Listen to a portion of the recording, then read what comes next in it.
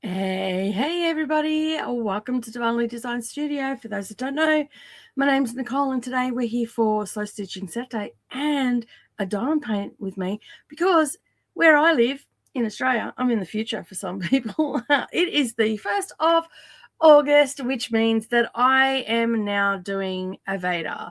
So for those that don't know what AVADA is, it is where I will be doing a video a day to get some of my whips done, but I am primarily focusing on my diamond painting, which is an absolutely mammoth one, which we'll get into a little bit later. But because it is Saturday, we are going to be doing a little bit of slow stitching that day.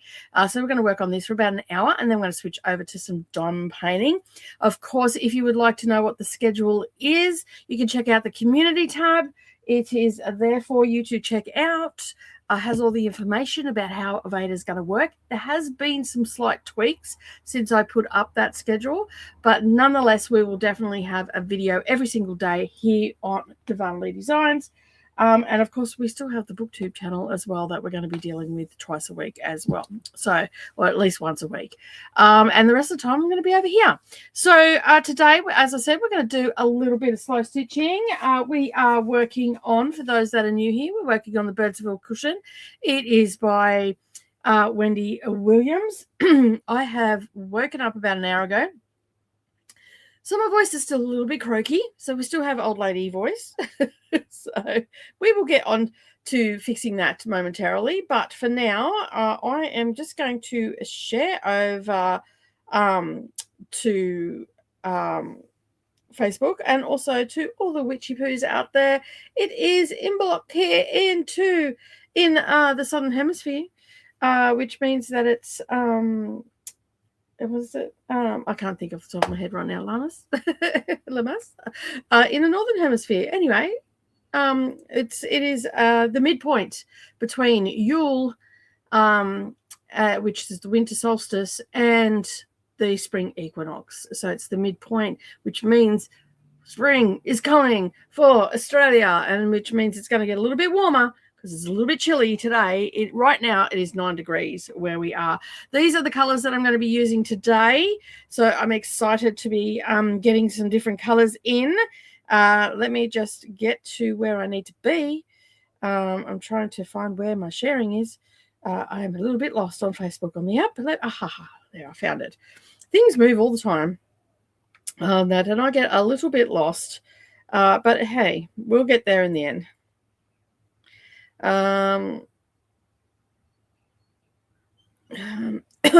Excuse me. Now live, just letting the Facebook group know for the beginning of AVADA, which means a video a day in August. That's so exciting stuff. All right, let me put the link. No, you're not going to let me put the link? Okay, that's fine. Let me just go down here and pop the link in. Thank you. All right, so that is done. So let me know in the comments what you've all been working on. I'm still trying to get the optimum spot for stitching today on that. We have a couple of leaves to do. We've got a couple more flowers and a bird before we can move the Q snap again, so that is exciting to be getting that done.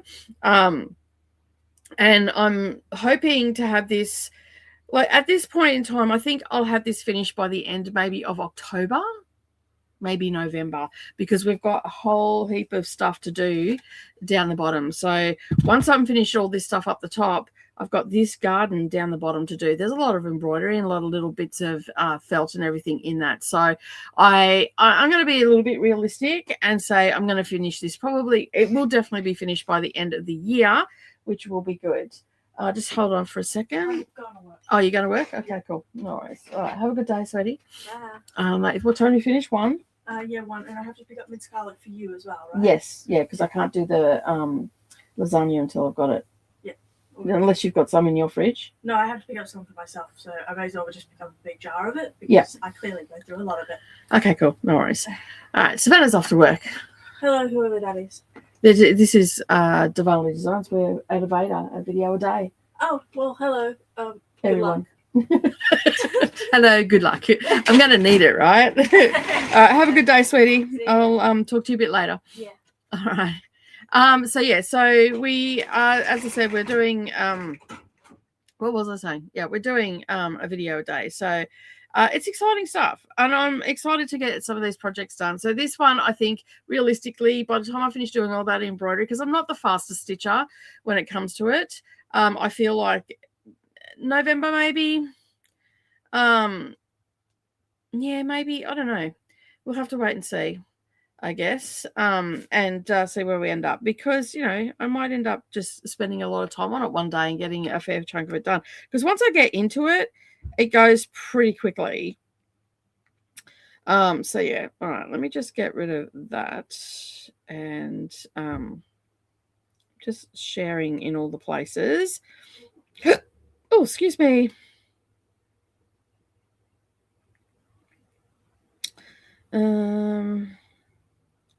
I did not get this done. I ended up going to excuse me, I ended up going to Brisbane yesterday unexpectedly, so I didn't get all the things that I wanted to get done yesterday. So I'm sort of flying by the seat of my pants right now, and yeah, so I will end up getting myself together and getting some stuff done. All right.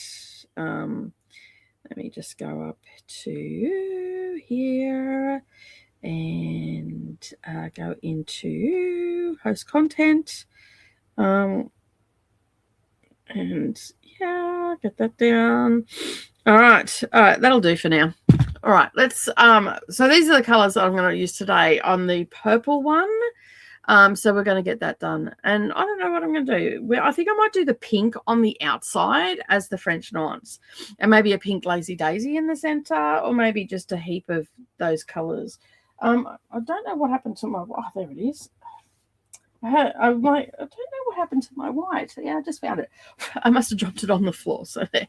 I usually chuck some white in and all that as well. So leave me a comment and let me know exactly what you're working on. I'll put up a little friendly reminder. We'll get stuck into we will get stuck into the diamond painting in about an hour, and then that way we can yeah, we can talk a little bit about what happened to this, why it's taken me so long, and why I'm doing AVADA, and why I want to do, you know, why I decided that I was going to do a video a day, because I yeah, I have a lot to say about that. And we had a little bit of a mishap while I was away in the UK and whatnot. All right, so let me just grab my cuppa where I can reach it. I've got some needles just off camera, which is good. Yeah, so I think I'm ready to go. I think we've got all the bits and pieces. Let's get across here so we can see it a bit better. What do you reckon of that colorway? I reckon that's pretty good, right? I have to create a background. I forgot to do that for diamond paint with me for AVADA. I will get stuck onto that in a little bit. All right, so I'm going to be here for a few hours today. So I'm going to spend an hour on this, and then we might have a little bit of a 15-minute break so I can just, you know, quickly duck off to the loo and all that sort of stuff. And then we will go from there. All right, so I'm pretty sure I've got some purple already. Yes, I do. So let's get ourselves set up for stitching. Good morning, Monica. How are you today? Thank you for being here. Are you working on your knitting this morning? What time is it for you? It's just gone 10 o'clock for you, I think, in New Zealand. How's the day shaping up over there? Is it a little bit warmer today? It's a little bit chilly here. I have set myself up with, because I am going to be doing some early morning videos and whatnot, and stitching out here.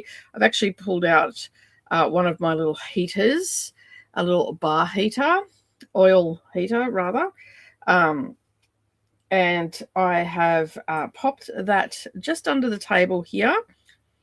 just to keep me a little bit warmer than I have been.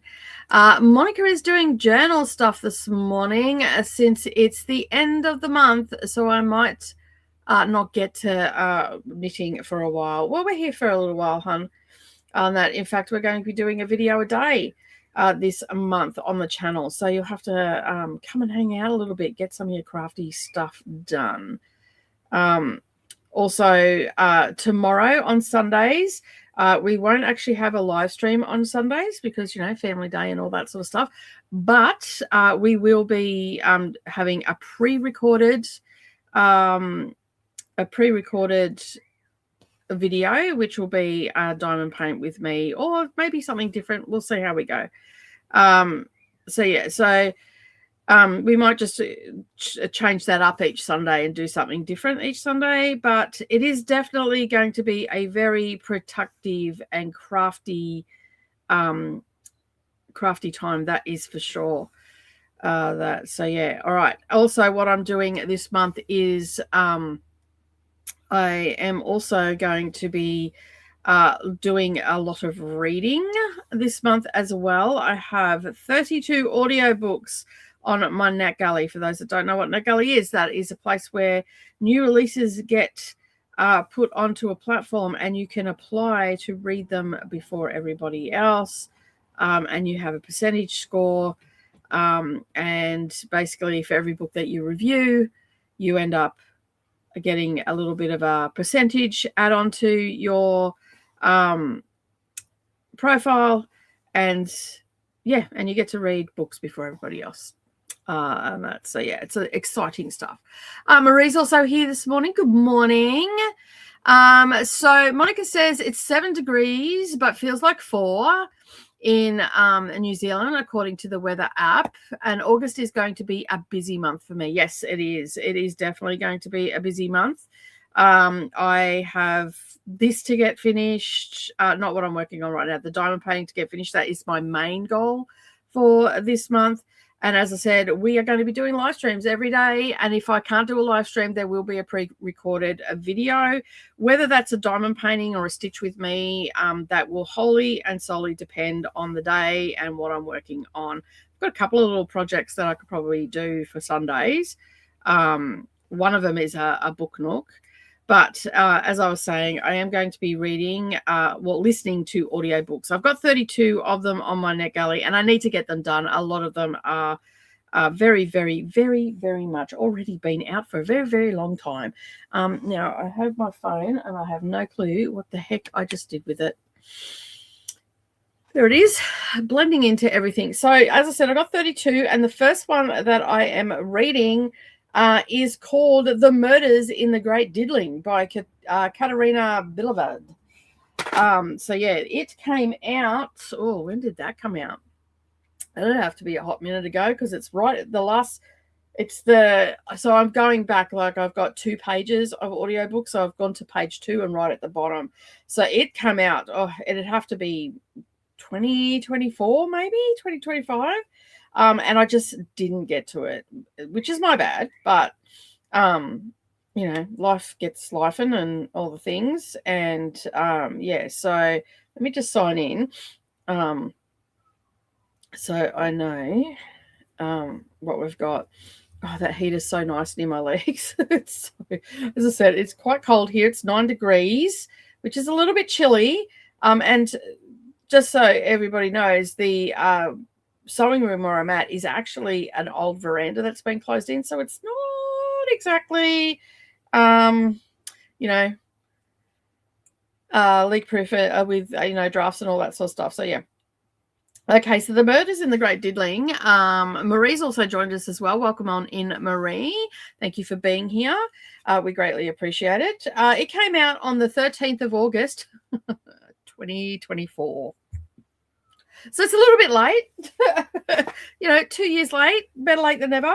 But, so far I did start listening to a little bit of it this morning as I was sort of setting up.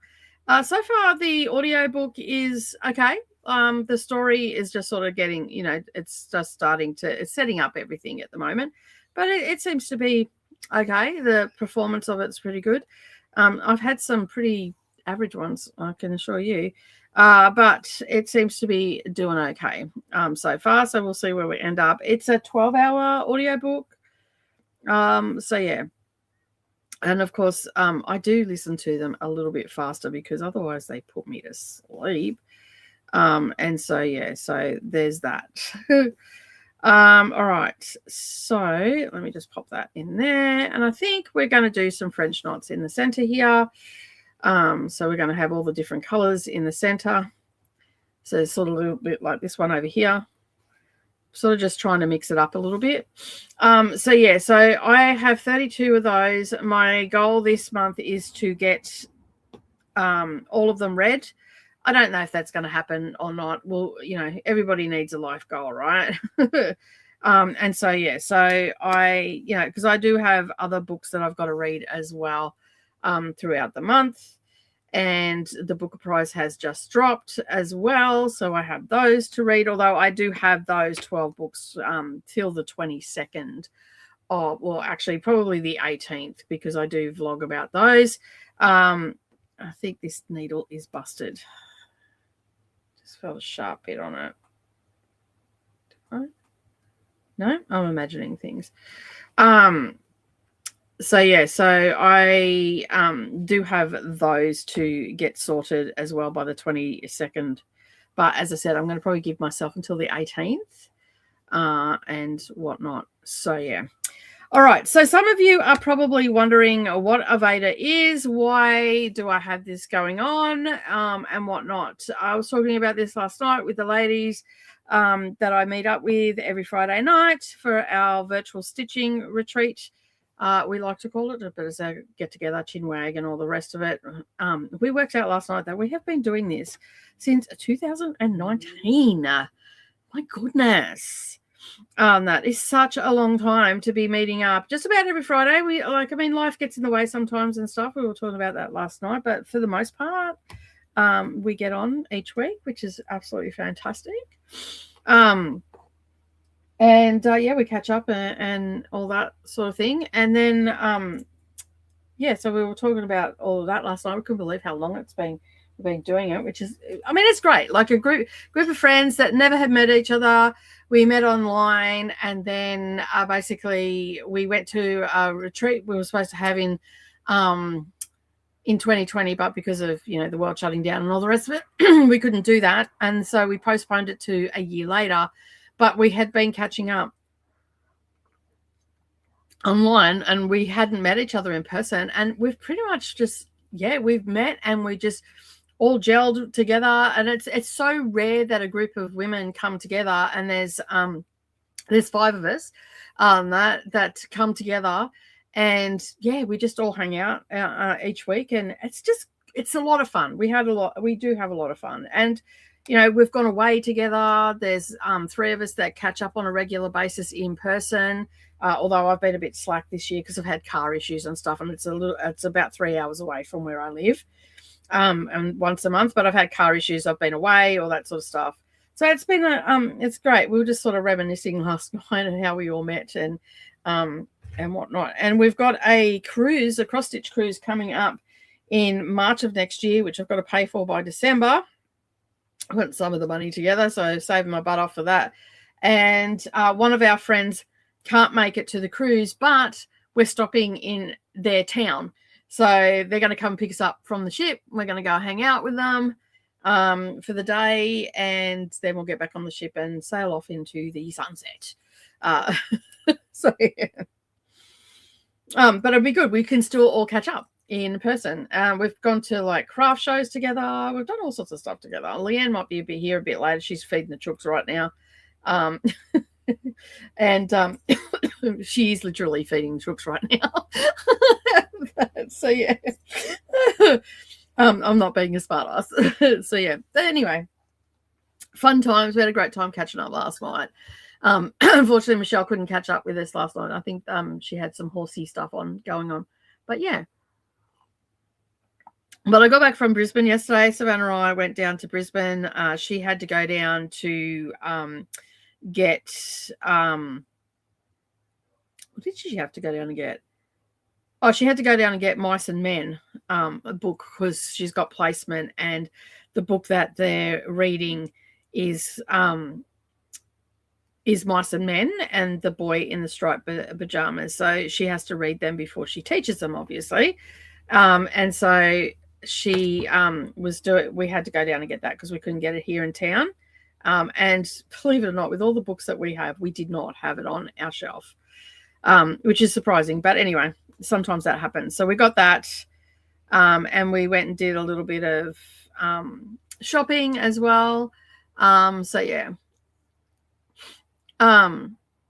I know, right? It's so good when you have a little friend group like that. It's good, and we're all crafty people too. So right now, so you probably, if you haven't watched some of them, so Leanne is Stitchy Moon Crafts here on YouTube. She does floss tubes from time to time because she's a cross stitcher, and does other things like quilts and stuff, quilting and stuff like that. And then we have Gail is Wombat Hollow Crafts. And although Gail's not doing videos at the moment because just doesn't feel like doing them at the moment. But there's plenty of stuff that you can go and have a look at in the way of cross stitch and diamond painting. And then there's Michelle, who is Shell Trails on Instagram and is a prolific quilter, always got a block going up and all that sort of stuff on Instagram. And of course, you can follow Wombat Hollow Crafts on Instagram as well. They're more posting there now than they are doing videos, but there is a back catalogue of videos you can go and watch. There's tons you can go and watch. For a long time there, Gail was doing, I think in 2019, we worked out that she started and was doing weekly videos for a very long time there. And then a few years back, dropped down to monthly videos. And then it's just been just recently, there was a little hiatus there, but then just recently has just been mostly posting on Instagram on that. So you can go and follow along there. And yeah, so right now, Gail is in her sock era, sock making era. So yeah. And we were just, we make plans each, sometimes, I don't think we made plans last year to stitch anything. Gail's always doing plans, like last year, I'm pretty sure it was last year. It was Christmas for 365. So every day was stitching Christmas. And then this year, I think it's just been focusing on the Heaven and Earth design that she was working on called Stanley, which it's called Fish Juggler,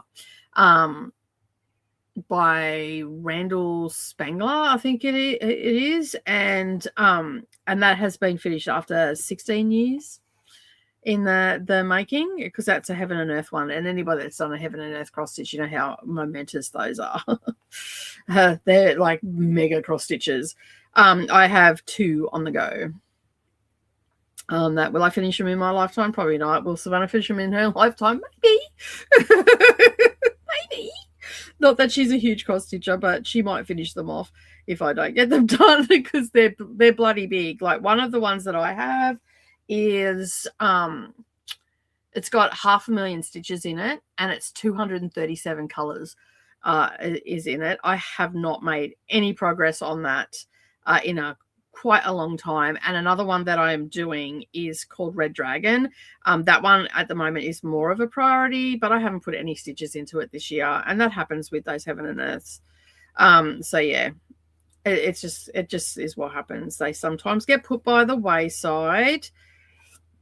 And yeah, so, but you can go and check them out on Instagram and whatnot, and see what Miss Gail gets up to. But right now, as I said, she's in her sock era, making lots of socks. She's just learned how to knit socks, and which I'm really excited for her, because both of us have wanted to do that for quite some time. And now it's getting done, which is absolutely fantastic. very, very happy about that. I probably did those couple a bit close. No worries, Leanne. Speaking of Leanne, I was just saying you're off feeding the chooks, and I wasn't being a smart ass. You're actually feeding the chooks. So yeah. So we'll do this for a little bit. I didn't set the timer. I normally set the timer on my when I do a live stream. I normally set my timer, but I haven't done that yet. So we'll probably stitch on this until the top of the hour.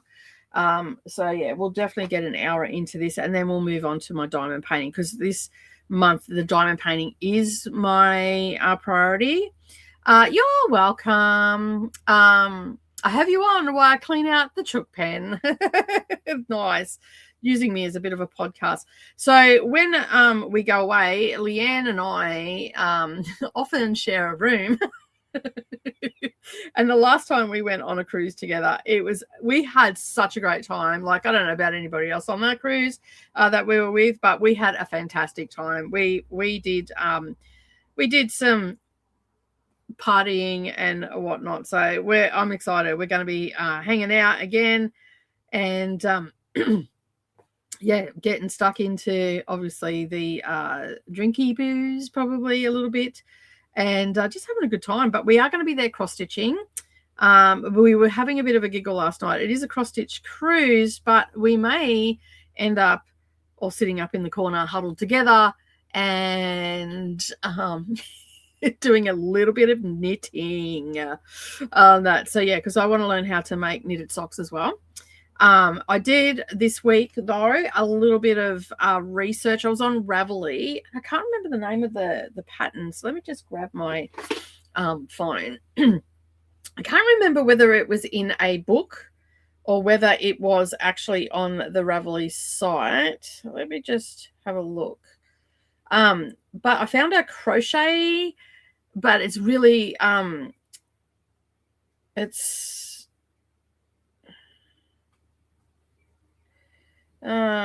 me just have a look. I'm pretty sure I saved it. Let me go to my profile and go to my library. Oh, Peyton's stretch socks, I think it was. I can't remember. I thought I actually got I can't remember whether this one was it or not. I must have saved it. Let me just have a look. Oh, I did. There we go. So these are I don't know if you can see it or not, but these are crocheted socks. How cool are they? Right? So I got the pattern off Ravelry on that. But how cool are those? Like, they're going to be awesome. So I've been crocheting a bit, but I want to learn how to knit. But I figured that if I don't wrap my head around the knitting, I can at least crochet, right? So yeah. Were there other people there? I'm not too sure. Was there? I don't know. I know Jenny was there. So yeah. Yeah, we had a great time, right? We had an absolute ball. But yeah, so like they even look like they're knitted, but they're actually crochet socks. So yeah, so I've got the pattern, and the pattern is called so you can get this on Ravelry, and I haven't got Ravelry up on my computer, so I can't share the link right now, but I will in the Facebook group. And that's Divinely Designs or DD's reading and crafting group or something it's called. I forget the name of my own. I did change it. That's why it used to just be Divinely Design Studio, but now I've changed it. So there are 3 different sizes in here. So you got small, medium. Oh, sorry, 4. You got small, medium, large, and extra large. So small is 6 to 7, medium is 7 to 8. On that, but if you put in Lizzie, so LIZZY' crochet socks, easy to intermediate crochet. So I'm at that sort of stage. you will find it there. And from what I can tell, it is in American terminology. So yeah, and it's just a little 2-page pattern. So I'm pretty keen to make them, but like they look pretty cool, right? They look knitted. So yeah. Let me just see if I can't bring it up for you. And because sometimes on the internet it doesn't always play nice with me on that, but I've been to Ravelry a bit, so I should be able to get there. Oh, really? It says it's unavailable. I was just on there. All right, let me go to my profile. Library. For some reason, it doesn't seem to be in my library. And I know I got it off Ravelry. So let me just, Lizzie's crochet socks. Let's see if we can't find that. Nope. All right, let's go to Ravelry itself and look it up there. Where do you do search? Advanced search. All right. Crochet socks. I'd like to get the pattern for you. Maybe I didn't get it off Ravelry. Interesting. Let me go to Google. Because I was on, maybe I didn't. Maybe I got it somewhere else. Crochet sock pattern. Because I know I paid for it. Oh, I got it off Yarn Club. Close. So they're made with merino as well. So yeah, let me just bring it up for you. Okay, I now have it was Yarn Club I got it from. Sorry, my bad. I thought it was on Ravelry. On that. So yeah, all right, let's see if I can post this here without it splitting. Should be able to. Yes. Okay, that is the pattern that I got. So yeah, so just to let me just share this with you and you can see it a little bit closer. So for those that are crocheting and want to make socks, this is, yeah, I'm pretty chuffed with it, to be honest. So that's the socks there. I like them. I think they're good. What do you reckon on that? I think that they might be easy to do, but anyway, that's where I got them from. So yeah, go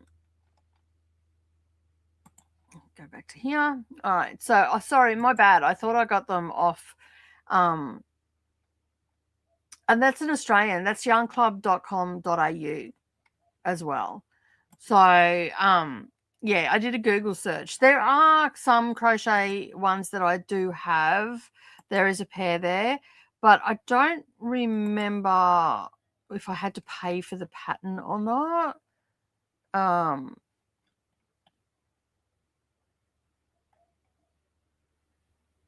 just looking now. Oh yeah, there was a cozy crochet sock by Karen Woolley. I don't know that is a paid. No, I don't think it is a paid for one. Doesn't look to be. Yeah, I'm just having a look. This pattern is available for free, so I can put this one in and you can have a look at that. That is another one. I do like the Yarn Club ones are better than this particular one that I'm putting in from Ravelry, but I reckon if you use like in the pattern, if you go into the pattern, there's people that have used variegated yarn, and they look really good on that. So yeah, They do look really good, the other people that have posted ones in there. It's experience though. So if you're a seasoned crocheter, you'll probably do okay with those ones. They were just a little bit more, yeah, a little bit harder to do. So yeah, so anyway, they are the socks that I've been looking at. So yeah, I'm pretty excited to get, I've got some sock yarn here, and I've got some merino, just plain merino that I could possibly dye if I wanted to, but I'm not going to sort of do that. I think I'll just stick with the plain and stitch that, and then I can always get some more a bit later on. But Amber Lee, yeah, they're cute, right, Leanne? They're cute. And Marie as well, and also Monica. Thank you guys for commenting. I appreciate it. They are super cute. I am not putting comments up on the screen today, but I will get to everybody's comments for sure. Let me just move this up. It's being a bit difficult. Yeah, I figured those first ones that I got from Young Club, which is an Australian website as well. It was an instant download. I think I paid $8 for the pattern. But I'm like, I like the look of those. They look knitted even though they're crocheted, because you're using a small hook with those ones too, if I remember correctly. Let me just bring the pattern up again. What are we using? So you need a 3mm hook. So just to give you an idea of what a 3mm hook looks like, that's a fine little puppy right there. So that's it there. That's quite thin. Okay, most people when they're making a project might use a 4mm hook. Oh, this is a 4.5. So you can see the difference. So the little purple one is a 3mm. So that's the size hook. So you're going to have some really small stitching there. So yeah. Yeah, I was actually thinking that you're definitely right there, Marie.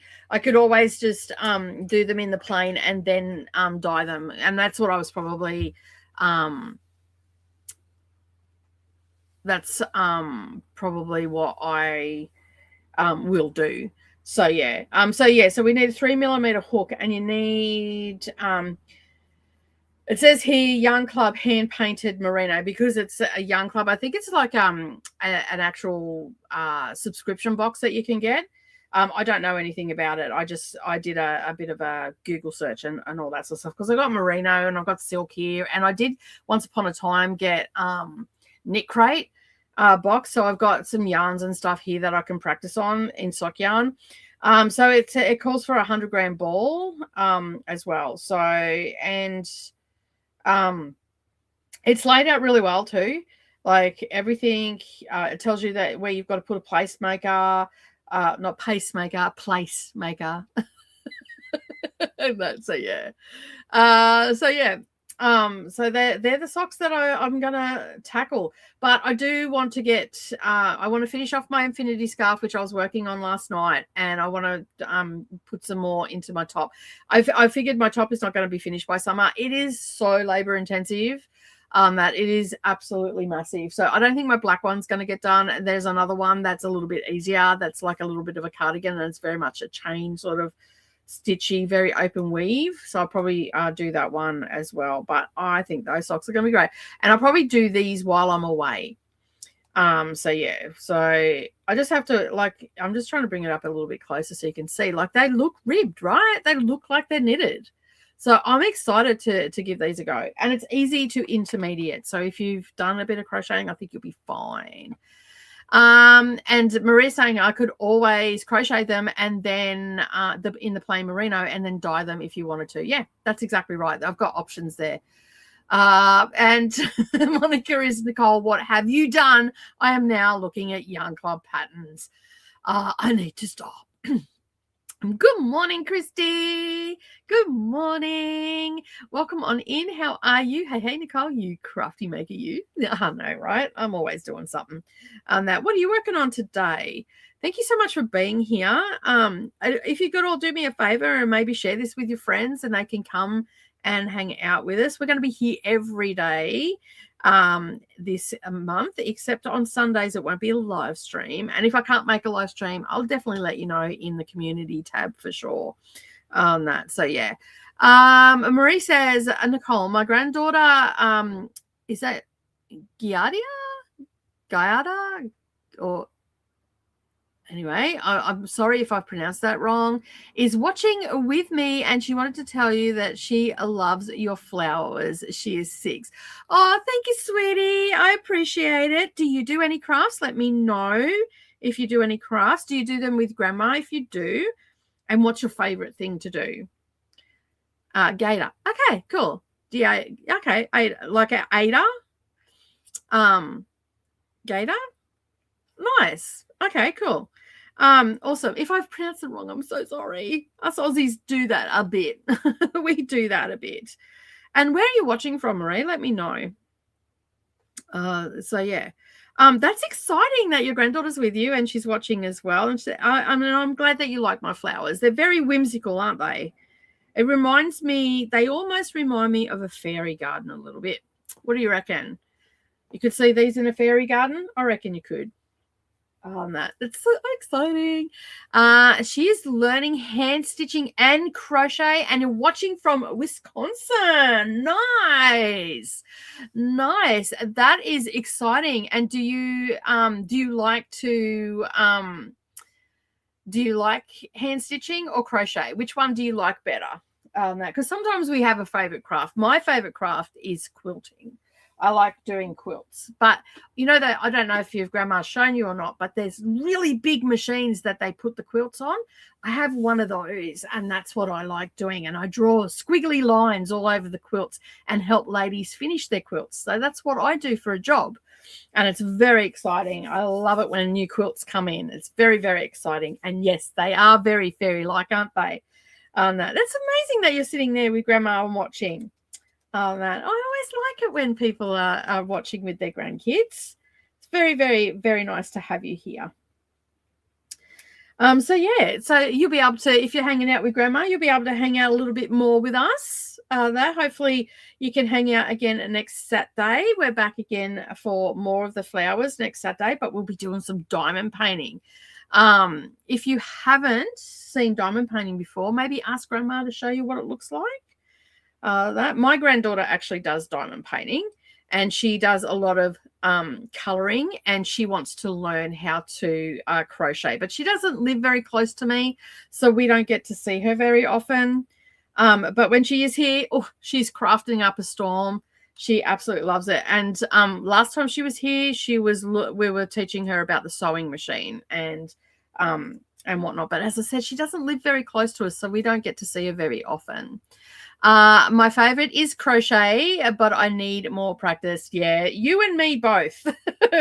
I'm only just starting to learn how to crochet while I do lots and lots of different crafts. The things with yarn, like I've been able to do a little bit of knitting, but I'm learning how to make clothes. Clothes with it. So at the moment I'm making a scarf out of crochet.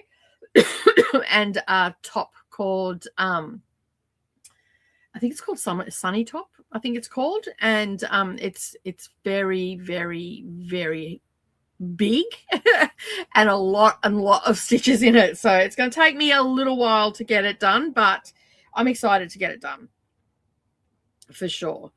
And what sort of things have you made? Let us know in the comments as well. And you live with grandma, I'm assuming? We live together. Nice. That is exciting. So you've got grandma there all the time to help you with your craft. That's excellent. Absolutely wonderful. I wish Mia used to live with us, but she moved away with her mum. So and it's not too far away, but with school and everything like that, she's almost 10. She is 10. She's almost 11. Old age. Oh, dear me. So yeah, she turns 11 this year. So yeah, but she wants to learn how to crochet. She rang me and she's like, can you teach me how to she's like, because she calls me Mima, And she's like, Mima, can you teach me the crochet? I'm like, yes, I can. She goes, can you teach me now? I'm like, no, I can't. That is one craft that I cannot teach you over the phone. So, yeah. But she's very excited. So I think she's coming up at Christmas time. I'm not 100% sure yet because they might be going and doing some stuff as a family at Christmas time. So we'll have to wait and see if she comes up at Christmas.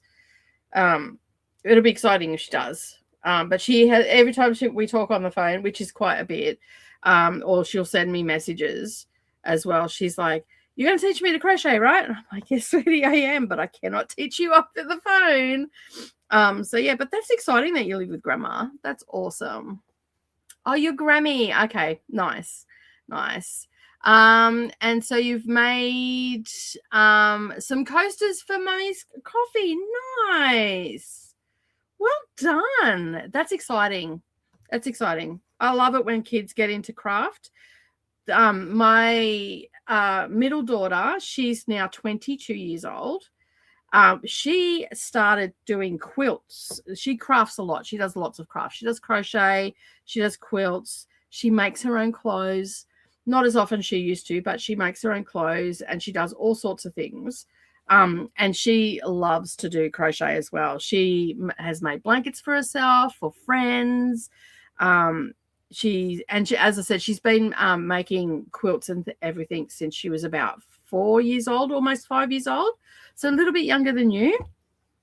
But yeah, that's exciting. I'm so happy that you're getting into craft with Grandma. That's excellent. Do you have a project on the go at the moment? She loves it. All my children are very creative and artistic. Yeah. My husband is very creative too. He does a lot of stuff with steel and whatnot and all that sort of stuff. And all my kids are creatives as well, which is really surprising because my mum actually wasn't very creative, but my grandmother, her mum, was a seamstress and she used to knit. And my nonna used to knit as well, which was my dad's mum. And like scary knit, watch TV and knit. It was a very, very, I used to sit there in awe of her doing that. So yeah, don't have anything on the go right now. Oh, well, that's okay. We don't have to have everything on the go all the time. So yeah.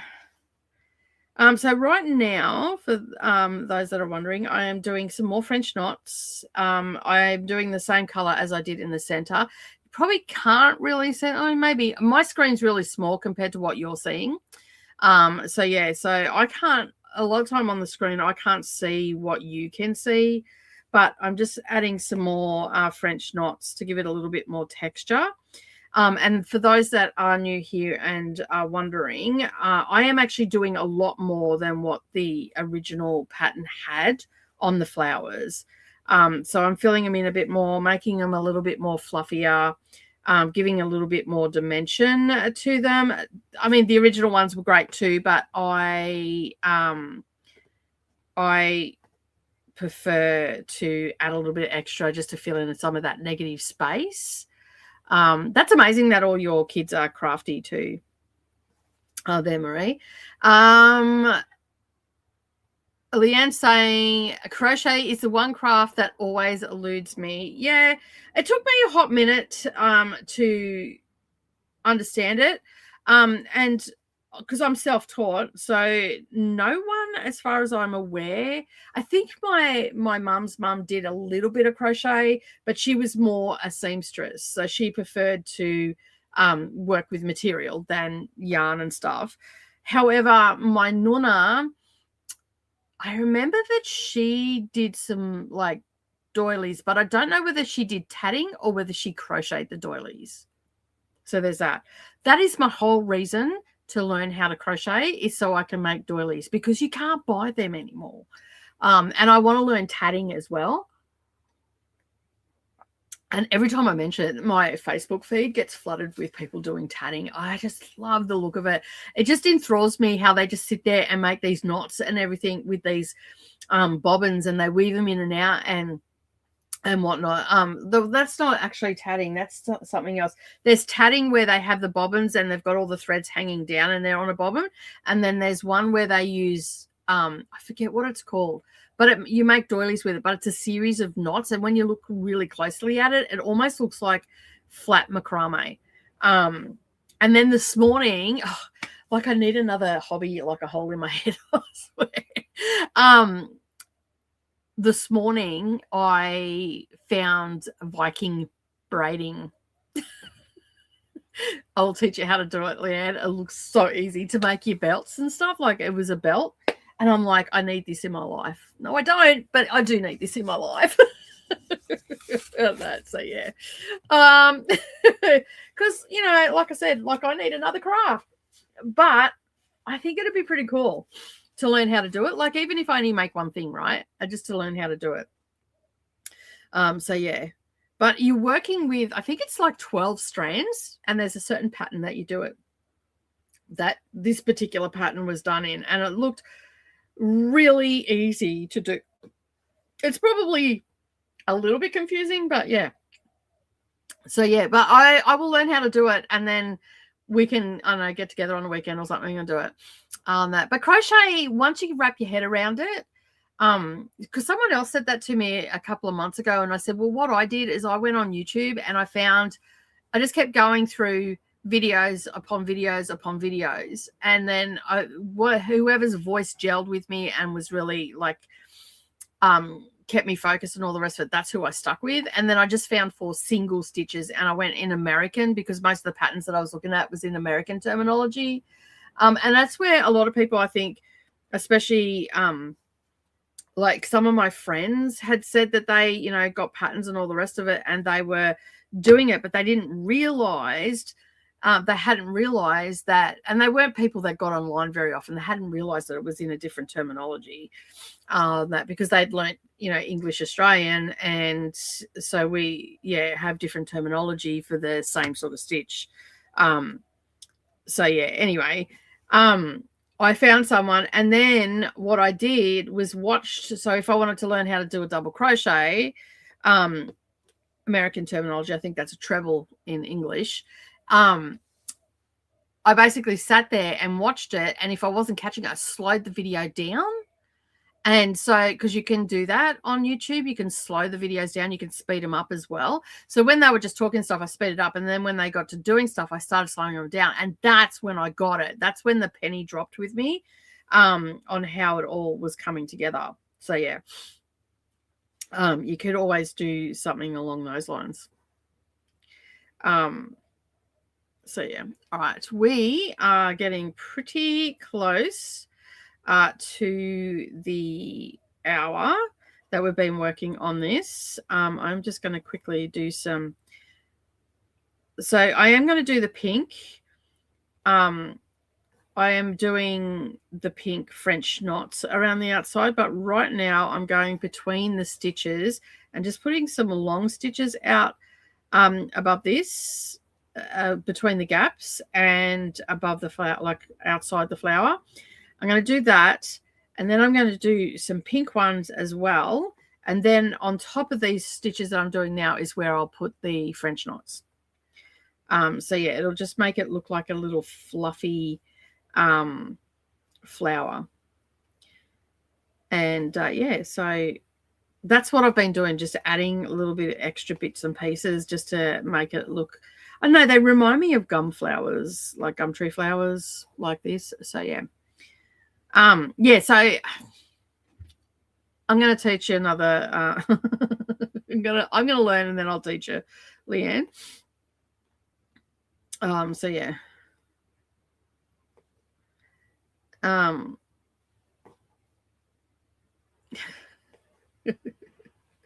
Well, like I said, like I need another, but it's another one with like using cording and stuff like that. And like I do macrame, and it's just like flat macrame, I guess. No, it's just, yeah. All right, we'll get around to we'll finish this bit off, and then I'll put this away. Now, I only work on this every Saturday, so I don't think I'm going to get any and I've been wanting to work on it a little bit more, but to be honest, I do not think I'm going to get any more stitches in this week, because the simple fact is that I am doing the diamond painting this week. So almost unthreaded it. So yeah, so it's going to be, I am, however, working on my, that's right, we can never have too many skills. Well, I just figured it's another skill using, wouldn't that annoy you a lot? I have to watch my P's and Q's because we have a little person here. So yeah, I just did run out of the thread. No, no, like two threads. All right, let me just thread this up. 2 threads, that's it. Oh my goodness. All right. Well,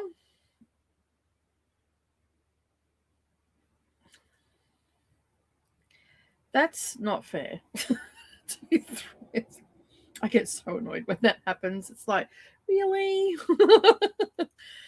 So yeah, so I was saying that this morning. I'm like, ooh, save that. Need to do some of that. I'm making lasagna a bit later on today too. I've got family dinner tomorrow, so I'm going to, as per requested by Savannah, she wants lasagna. And as you heard, I thought I had garlic here, but I did not. So she's got to grab me some garlic and whatnot. All right, so we're going to wrap it up on that today. I'm going to put these colors, leave them on there and move this out of the way, and then we're going to get into the diamond painting. So you can see there that we've got a lot of stuff happening on that flower, but I'm going to put some light pink on that, which means that I'm going to get some light pink into the center as well, and probably a little bit of white, so it looks a little bit like this one here. So we've got all those colors in there. Okay, so that's what I'm going to get in there, but for now I'm going to set that aside. Behind me, I'm going to take my frame away and get that out of the way. I've got a little bit of frogging to do with a couple of projects as well. So I've got some stuff I've got to get sorted out. Let me just push this in. All right. So we are going to do some diamond painting today.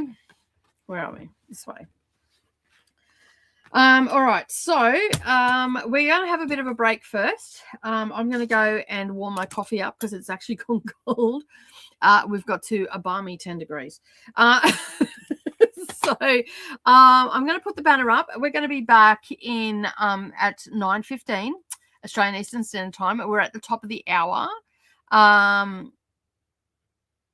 So yeah. All right. So Leanne saying we can never have too many skills. Marie says, sorry, I am watching on my phone and got a call, so I have to catch up now. That's awesome. No, that's fine. That's fine. Today Chrissy is going to be doing some knitting for now, but I think I'm gonna to break out a new diamond painting kit too. Nice. Well, hopefully you can join us every day, Christy, and get some stuff drills down, because we're going to be working on this pattern more often than not, this chart more often than not. So let me just get the banner up. We're going to come back in about 15 minutes. We are we'll just make it 9:15. So we'll whatever time it is where you are right now, we'll be back at 15 past the hour. And yeah, all right, so let me save that, show that at the bottom. And I'm just going to go and warm up my coffee because it's got to be cold. I really need to have some warm coffee in my life. We'll put a little bit of music on, and we will be back, as I said, at 15 past the hour.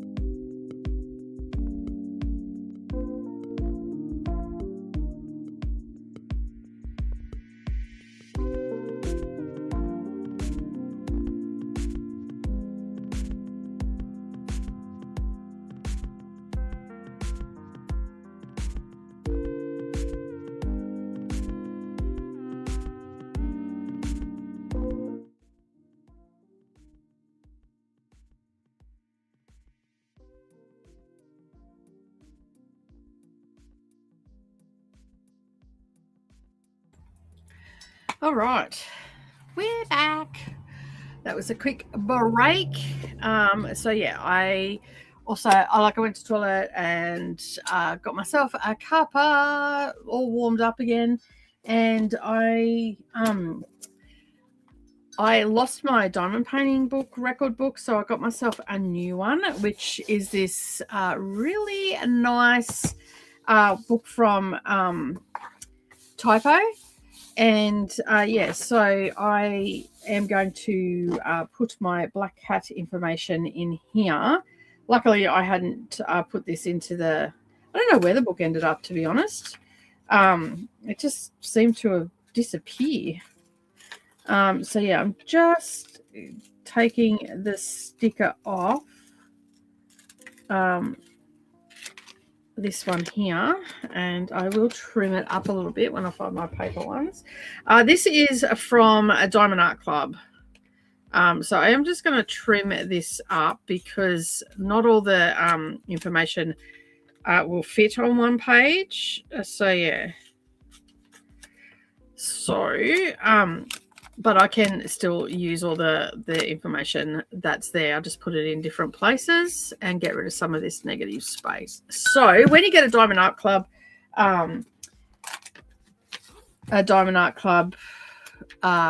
chart, basically you get a sticker that you can put in your journal or whatever the case may be. It also has where you can write the start and finish date. Now, I started these on the 1st of January, 2024. I have not worked on this at all in the last 6 to 8 months. Okay, so that is what we're working on. As you can see there's a black cat in there, but it's a library. This is a piece for my library. And yeah, so it's called Black Cat by Candlelight. And the size of it's squares, and the size of it is 39 inches by 27.6, which is 99 centimeters by 70 centimeters. I do not know if this one is still available.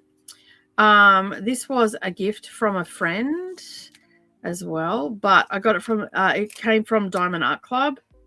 So yeah, the SKU is DAC, which is Diamond Art Club -1592S-AB. So it has some ABs in it. So I'm just going to put that there. I don't generally worry about this. This I just keep out of the book. I mean, you can have it there if you want to, but I don't worry about it because it just ends up getting in the way. So I'm just getting rid of all this rubbish. And I'm going to be working on this for the entire month.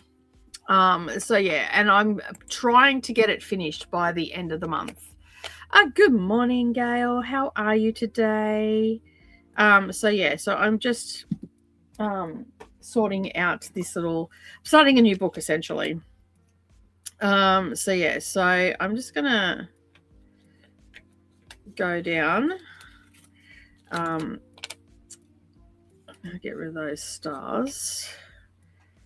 Just gonna I cut these little stickers apart and just make myself a little like page of the start and finish. Yeah, so I can put that down the bottom here. And then I just put the Diamond Art Club or wherever it's come from up the top. I swear, those cats. And that way the whole thing, because the whole thing doesn't fit on it otherwise, and then I can just draw around it and turn it into something pretty or whatever the case may be. But I don't tend to put these into it because there's no reason to, but if I wanted to I could put them down the side and just stick them all over the page. But anyway, let me just grab my texter because we're getting close to the end date and I didn't write the start date in it. So the start date was the 1st of January 2024 is when I started it. So yeah, all right, let me put that back so I don't lose that Sharpie. And yeah, so that is the one that I'm working on. Black Cat by Candlelight. So it's, yeah, and then I just got to have, I have a record. Now, with ones that don't come with stickers and stuff like that, I can take photos of because I've got a little sprocket, and then I can do the same thing. And then, yeah, so this is now my diamond painting one. I do not know. I think I did do a bit of a clean out, and I may have accidentally thrown it out. But that happens on some of those bigger jobs. I won't get rid of this in case I need to use it later on down the track, like especially if I've turned the canvas, because right now at the bottom of the canvas I can actually see this key on that, but I won't throw that out because if I turn which I'm going to, I won't be able to clearly see the key on the side here. So if I have this with it, then, and I usually only do one big one at a time. So yeah, I might have a couple of little ones, but yeah, so if I just pop it in there, then I have it in my book as well. So I can close that up now and put that aside. But so for those that don't know, as I said, I've been working on this for quite some time. I want to get more drills down on this so I can get it finished. I want to have it finished by the end of this month. If I can't, that's fine. So yeah, so Gail has joined us during that sprint. Welcome on in, Gail. Thank you for being here. And when I say sprint, that was me sprinting off to warm my coffee up, and we have that 15-minute break. So the reason that I haven't worked on this, I got a little bit disheartened with this, is because when I went away to the UK, I had someone looking after my cats and asked them not to let the cats go into the diamond painting area.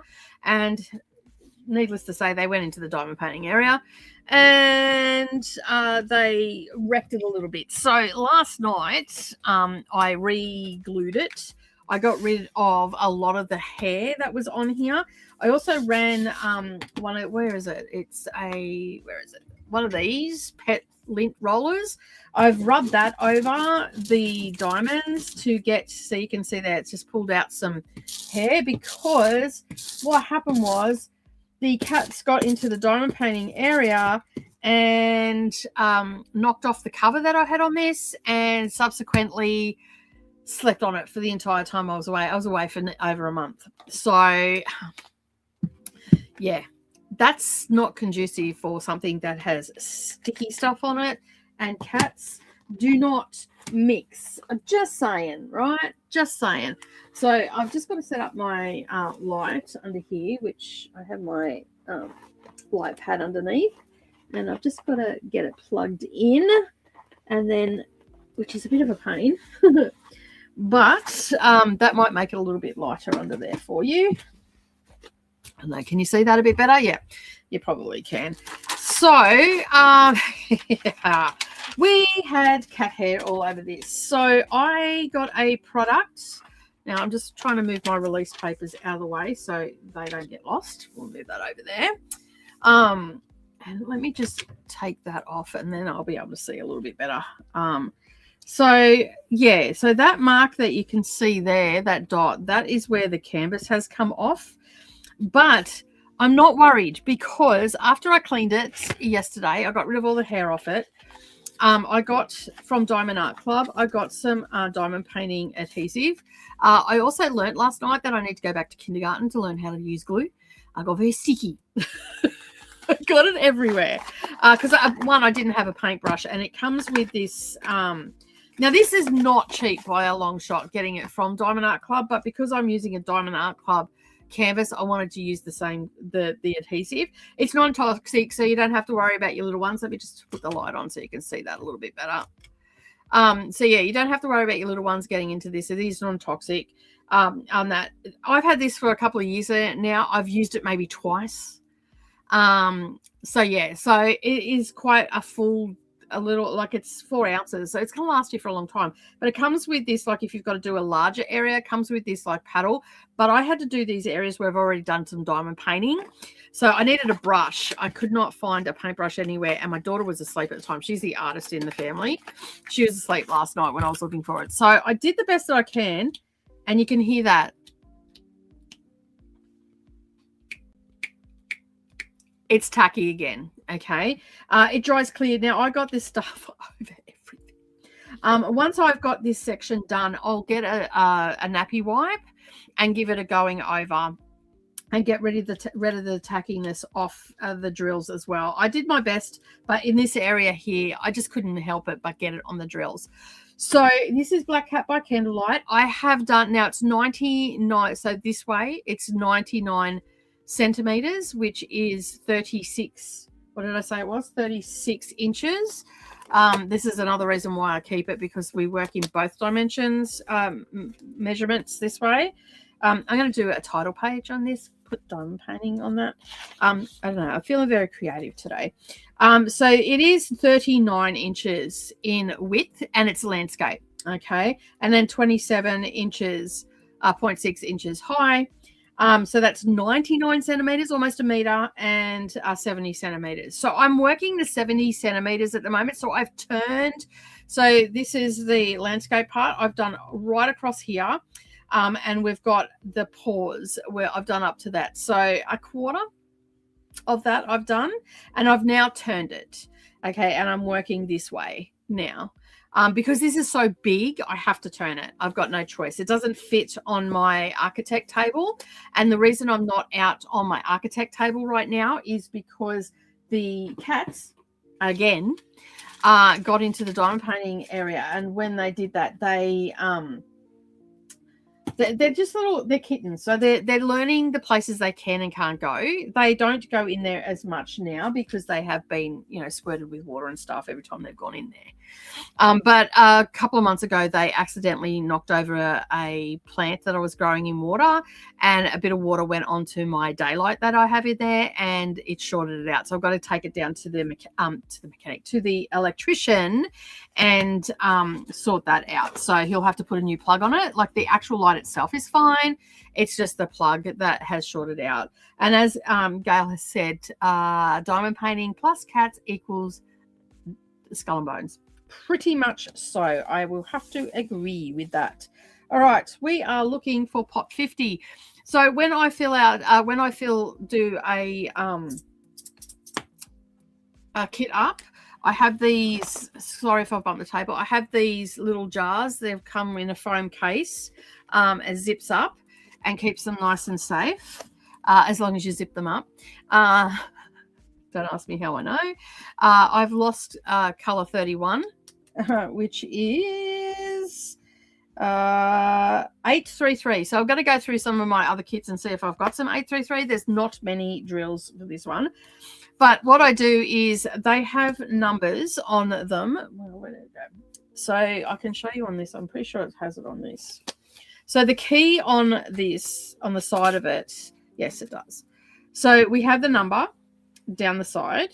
Okay, then we have a symbol, and then we have the color codes. So these color codes, for those that don't know about diamond painting, actually match the DMC colors. All right, these symbols are what is on your canvas. These numbers are the number that it refers to. So to make it easy, so I'm not looking for symbols all the time, I just label mine one. Well, this container holds 60, so I've labeled them 1 to 60. And this particular chart has 52 colors in it. So my 53rd one is turned upside down, so I know that there's no colors past that. And so when I'm looking for something, I go to this key.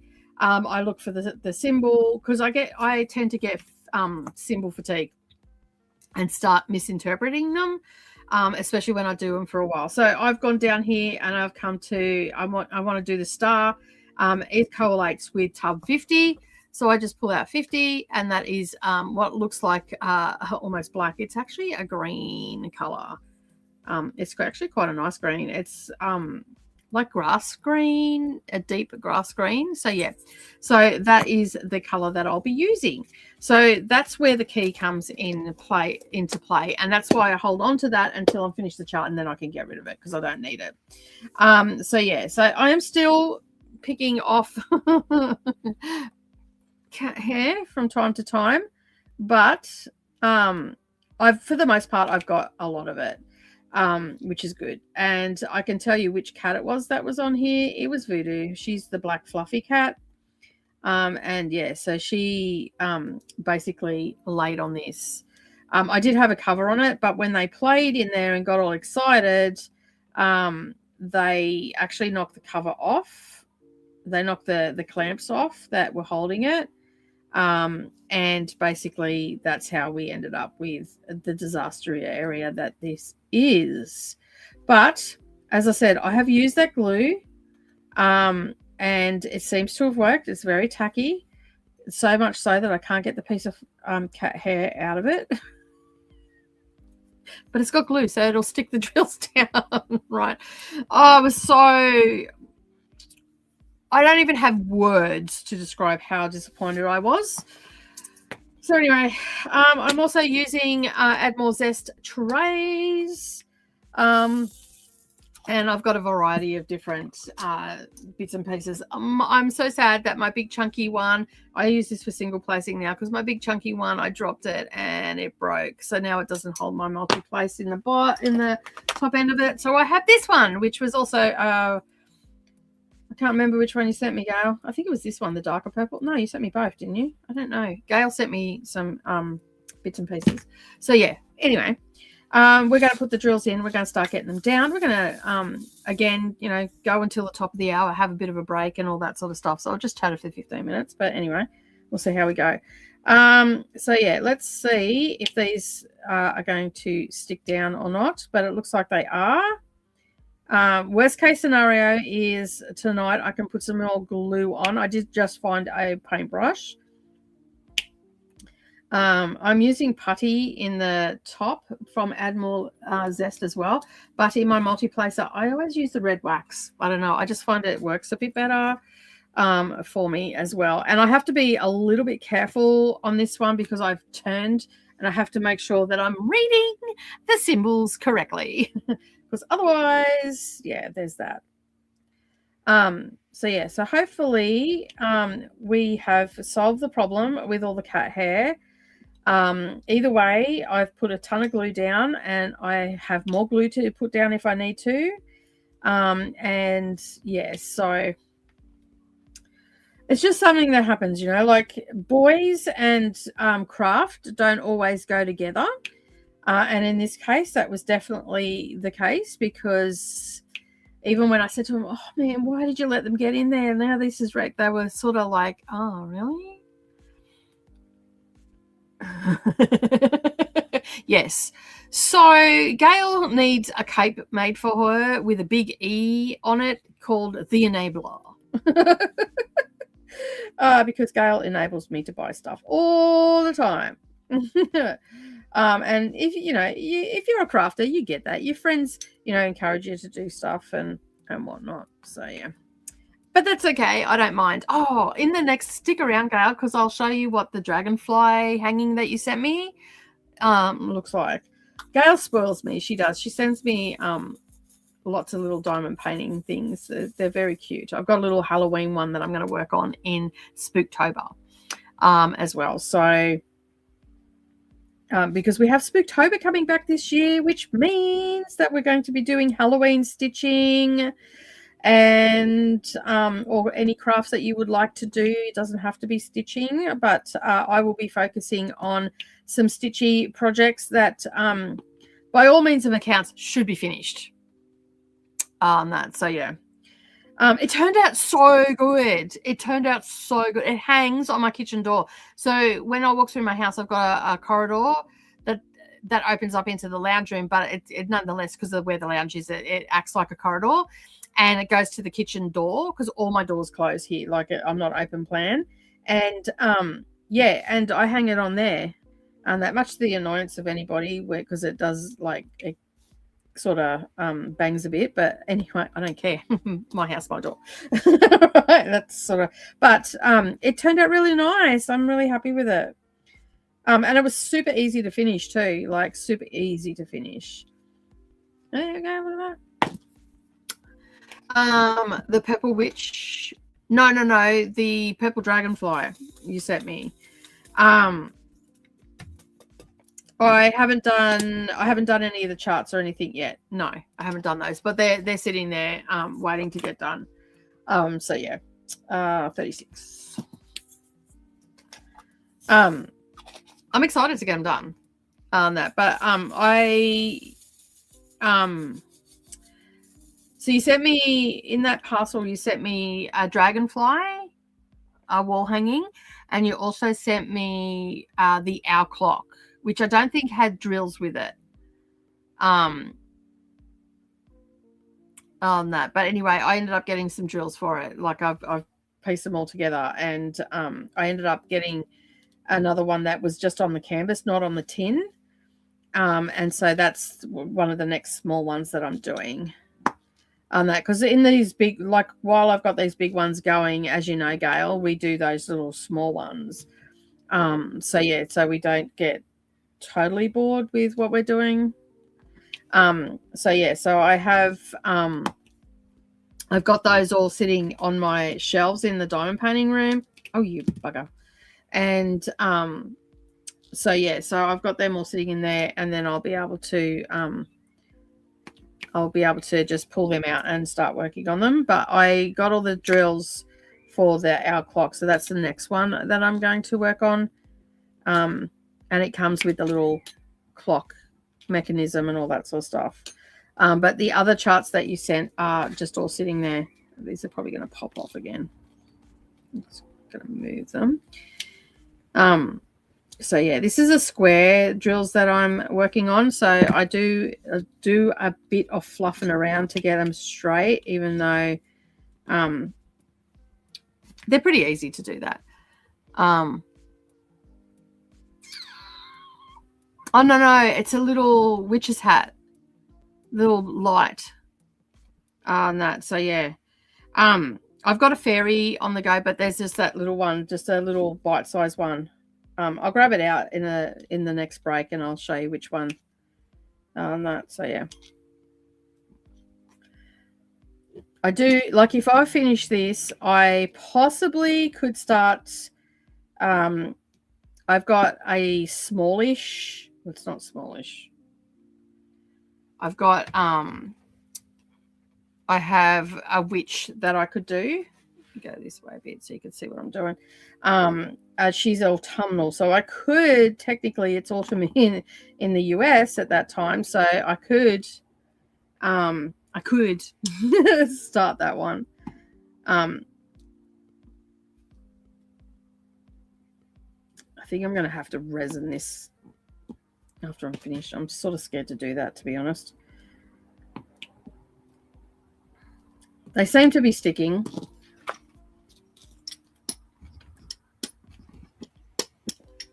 I'll just have to make sure that they're down. I'll know when I move it if they pop off.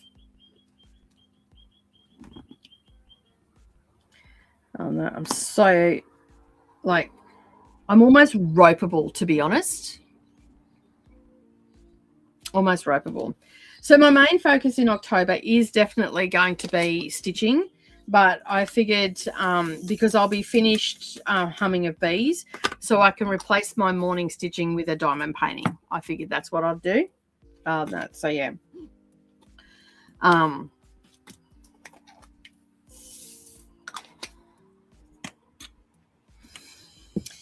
So yeah, that's sort of the plan.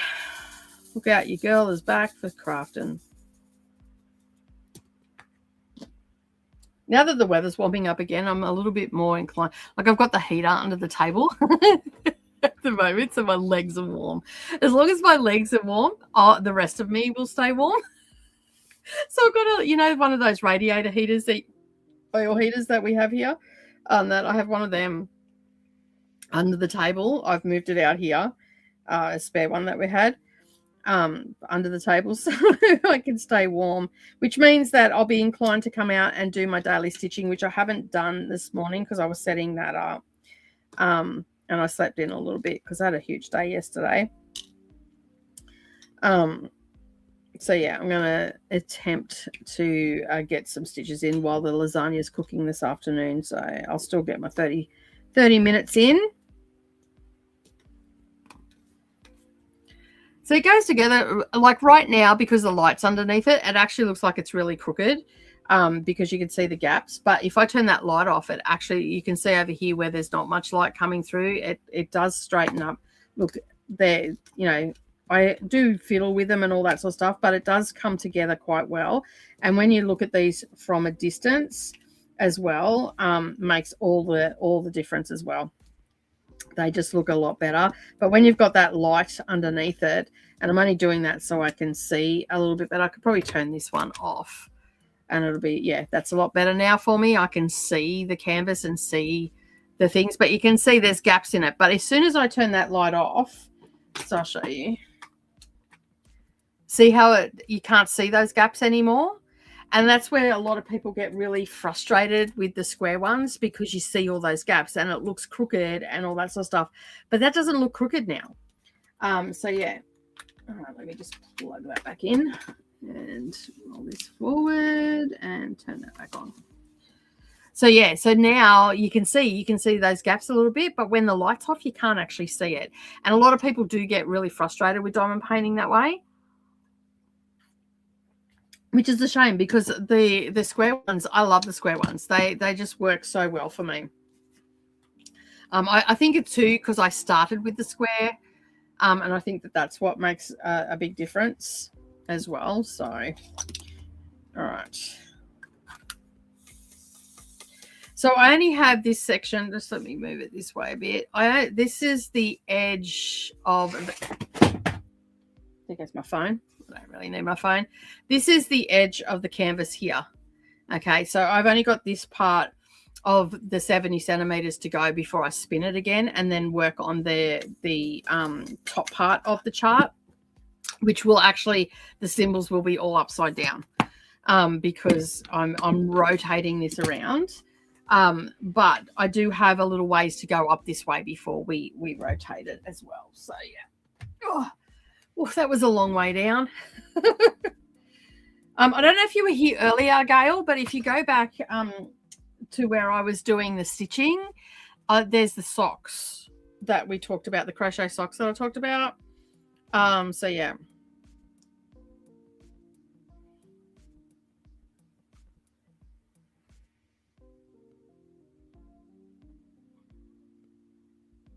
Oh, sorry, I just had a couple of messages come through.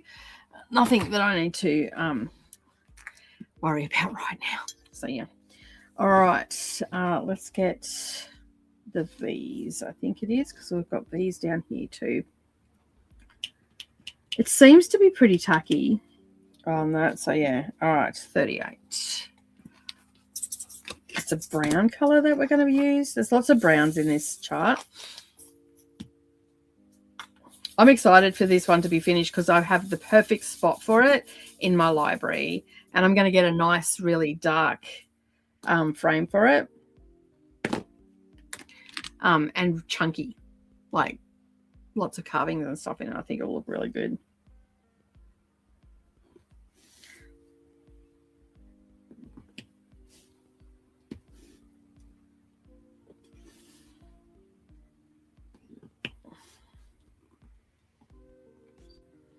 And I sort of try and straighten them up as I go too. I've got a lot better at multi-placing as well, so it makes it a little bit quicker. Not that I want to do it quick, but it does make it a little bit quicker to get stuff done. And I think I checked the other day, and I'm pretty sure I've got like 9 really... Oh no, I've got about 11 large charts I've got 9 from Diamond Art Club, and then I've got 2 massive ones from Heaven and Earth. And the reason that I want to get this one finished and off the canvas, off the table, is because I want to start the Heaven and Earth one next year at the beginning of the year. I generally start my really big charts on the 1st of January every year.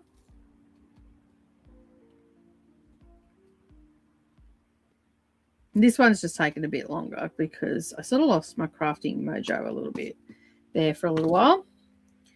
But it seems to be coming back. I will be doing a little bit of traveling this summer with my husband as well. So I'm trying to get on top of videos. Is it working? No, not really. So it'll be what it'll be. But I'll have stuff coming in while I'm on the road as well, because we'll be going to different areas and stuff. So, you know, what I'm crafting on and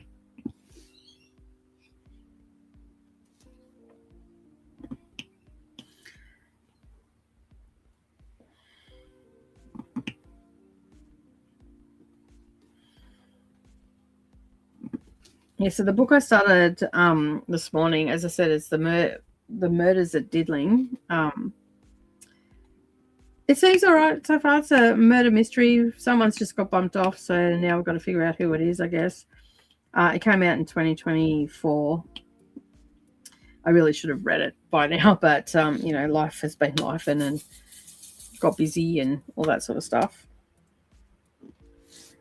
So I'm pretty happy that I'm going to be getting to that this month, and I'll get that finished either today or tomorrow. I want to try and read all of the audio books. That's the goal. If I get it done, yay. If I don't, I'm not too stressed. I still have a lot of books that have gone off the shelf. Do you know what I mean? So I'm not too fussed if I get it done or not. But it's a goal to have. And that's what I was saying last night. Like, if I set myself a challenge like this, you know, a video a day, I tend to get the stuff done because I don't want to let myself down. I've made myself accountable to everybody as well. So I try to stick to it and get it done. So I have no doubt in my mind that I will definitely get this challenge done. What's going on here? Oh, that's not going to move because I just put. We should have straightened. No, they were pretty straight. It's all right. It'll be what it'll be. I'm definitely going to have to wipe this with a nappy wipe because there's glue everywhere down here. It's a mess, but you can't see it because it dries clear, which is absolutely fantastic. Like, I'm so grateful for that.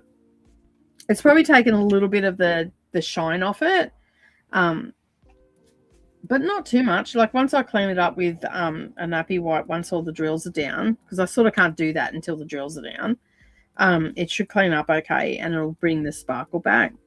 But at the end of the day too, this is going to be up very high and no one's going to be able to get very close to this because I've got 12-foot ceilings. So, and this is going to be up close above a window. So it's going to be closer to the roof. So no one will be able to get too close to it, which is good. Not because I don't want them to see the stuff up, just because I don't want them touching it either. And this will definitely be going behind glass, this one. But you can see, like, it is very tacky. Like, it's pulling those drills out of the placer, which is good. And that's what I was concerned about, that it wasn't going to be tacky after the cats had been in it. So, yeah.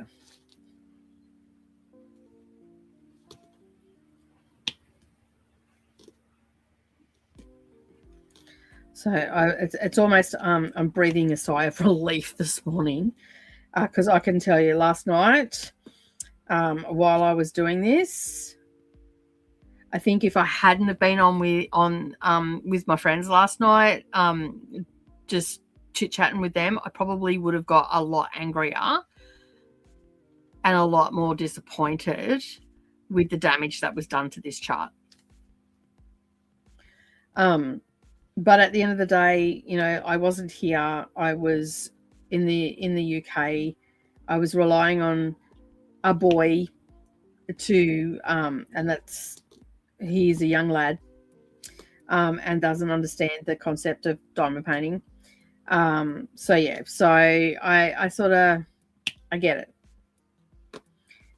I get it. You know, like I can't get too mad. He did look after my cats. That I came back to my cats. They were all here, all accounted for. They were all alive. So that's half the battle, right? Half the battle. So I can't be too cranky. I was just very disappointed because it's such a beautiful chart, and the cat in this actually looks like my cat. So that's another reason why I was like, oh no, I'm not going to have it. And I don't think that this is available anymore, to be honest. I haven't looked it up. Let me just have a look. Where did I put my phone? Let me just have a look. Looking up all sorts of stuff today. What was it called? Black Cat by Candle Light. Diamond Art Club.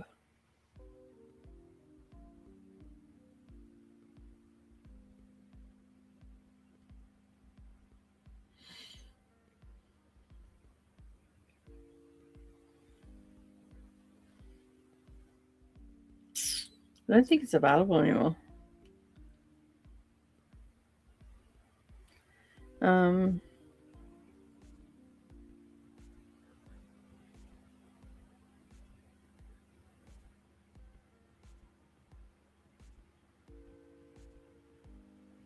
Yeah, that's not how you spell candle.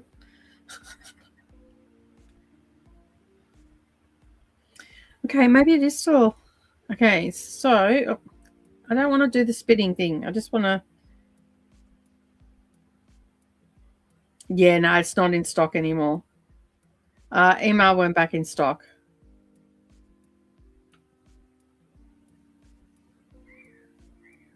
So yeah, it's not in stock anymore. Bummer.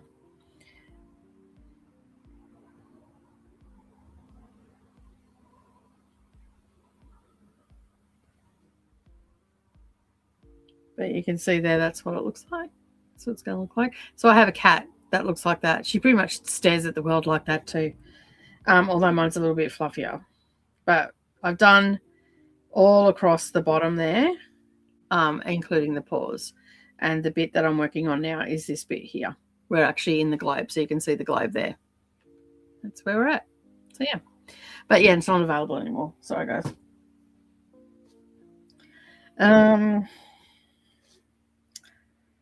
Right. Where are we now? So that's why, like, I was like, oh my God, I'm so disappointed if it's wrecked. But as I said last night, I put the glue on. I sat there. I have been for the last couple of weeks just getting every now and again going and picking some of the hair off.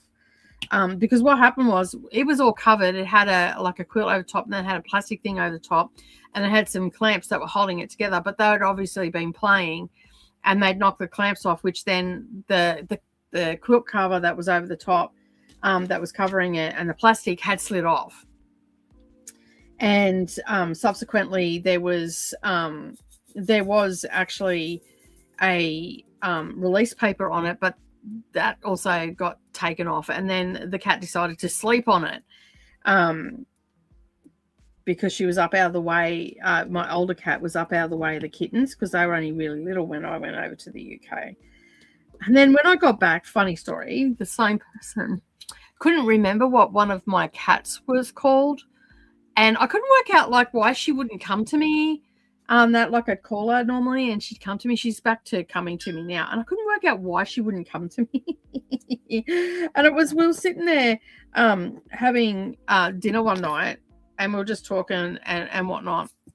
And then he goes, oh, Habib. I'm like, who's Habib? He goes, the cat with the orange and black face. I'm like, that is Speckles, not Habib. So he'd been the entire time I was gone, which was 5 weeks, calling my cat Habib. And now if I want to get her attention, if I say Habib, she looks at me. But she's coming to Speckles again. Because she's got like all different colors in her, and that's why I called her Speckles. I'm like, where did Habib come from? Like, oh my God. It's like Brennan always trying to call the animals Mr. Stinky. Like, stop it. It's not Mr. Stinky. And yeah, and it was quite funny. It's like nothing like getting some boys to look after some animals and they've got to, you know, God forbid they've got to change kitty litter or anything like that. I now have an automatic kitty litter cleaner that came from me going away. I had a bit of a chuckle to myself about that. I thought that was hilarious. So yeah. Nope, that's upside down. Why is that upside down? I'm thinking, oh, that's not going down. There must be something under it. No, it's upside down, the drill. It's definitely not going to go onto the canvas if it's upside down. It is not going to sit flat like it should do. All right, so this month, what's going to happen is I am going to be doing a video a day, and that's why it's called AVADA. There in the community tab, there is all the information about it and what's happening. I have done a little bit of tweaking on the Wednesday and Thursday ones. So yeah, I'll be doing the live stream a little bit earlier, starting my booktube ones a little bit later, and then yeah, so that's sort of how I'm going to do it. At this point, that's how it's sort of working out. You know, obviously that might change from time to time because, you know, something might come up with family or anything like that. Savannah is doing placement, and her last placement, she had a bit of a meltdown, so I may have to, you know, although she's not as far away this time, which is good. So, but I sort of have to be available for her a little bit.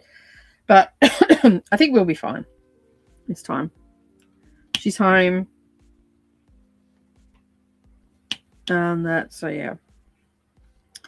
It's the last placement of her uni degree, which is good. And then we're just on the business end of uni then, and then she'll be in the workforce, I guess. I don't know what will happen after this. But as I said, we are going to be doing a video a day, so make sure that you are subscribed to the channel, and then that way you're not going to miss out on any of the videos that go up. And if I can't make a live stream, then my plan is to do a live stream Monday to Friday.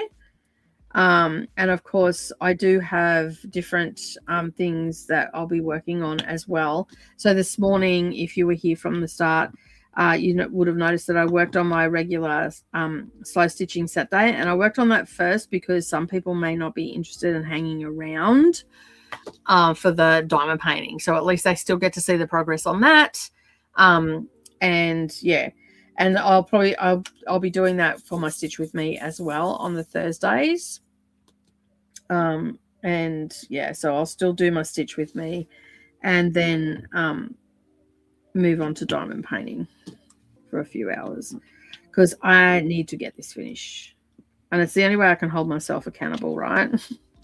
It's ridiculous. I've got so much stuff to distract me, and that's the problem. So if I can get some of the distractions gone, that's not going to be a distraction, right? That's my thinking behind it.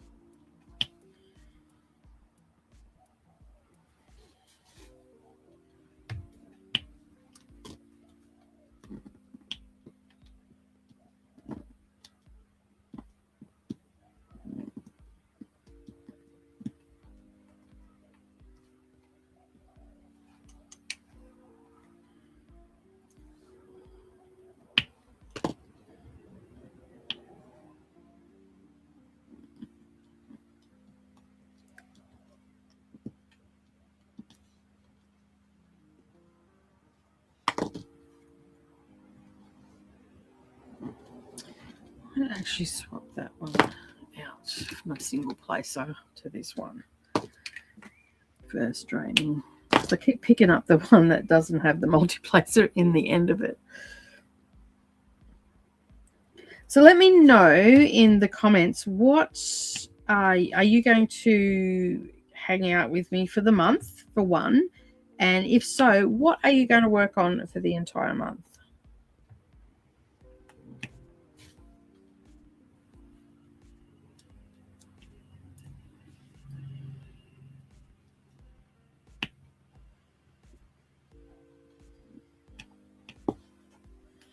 Right, I think that is the end of that colour.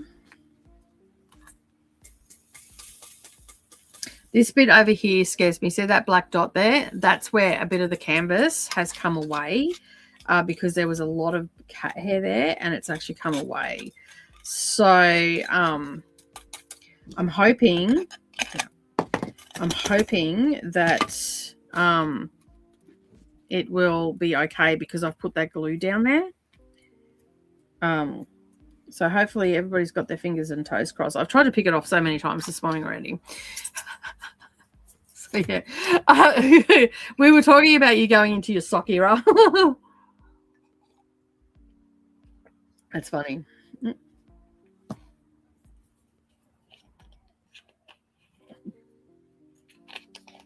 That's cool. Like, I'm so happy that you've finally learned how to make them. That's awesome. Like, it is. It's really awesome. All right. Do we have our fingers and toes crossed that this is going to work? You just, like, they're not really popping off as I put my... So, yeah, that's a good thing. I was really scared that they were just going to pop off on that, but I will just give these a little bit of a press down. Oh, so relieved. Like, you would not believe how relieved I actually am. We're using black 310 now. There's lots of black in this. There's actually a lot of browns as well. So Gail's working on some socks. And Monica will have the never-ending knitting square pile I have to make. But also, oh, excuse me, also the baby blanket for a friend. Nice. Oh, yeah, because you frogged that one out last week, didn't you? Or the week before. How'd that go? Did you get it back to where you needed it to be?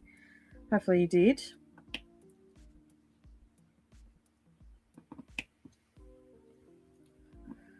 This adhesive glue from Diamond Art Club is really good. I've had a couple of like cheaper ones that I've got from fan sales and stuff that haven't been that tacky. So I'm thinking that I might actually just put a film of this stuff on it. It's really good. I haven't tried any other brand except for the Diamond Art Club stuff. So I might see if fan sales got some on there and get it off fan sales, and then yeah, and see if that is just as good. Because if it is, it'll probably be a bit cheaper. Leanne is working on Ragnarok. I can never bloody get that word out. Cool. That's the one that you're doing with Silks for You, right? You started that. We started that last time we went to a retreat together, where we both ended up with COVID from you know who wasn't sick, if you ask her. Oh, dear me.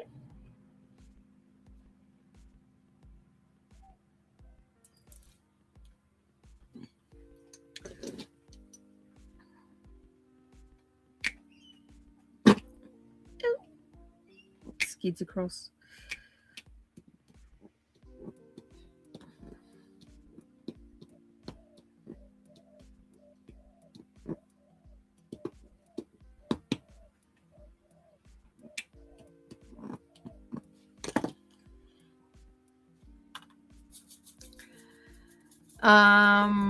I almost messed it up again, but luckily my friend and I were literally talking about the day before, and she had recommended stitching backwards to onto So stitching backwards to undo the row, and it worked. I was so lucky. Nice. I would have probably given up on the project if I had messed it up a third time. Yeah, third time's out. That's the same as if I am stitching something and I have to frog it the same area more than 3 times. After that's out. Not only that, because also the fabric also stretches and you can it wrecks it a little bit. But yeah, because I can't count and I do frog out a bit.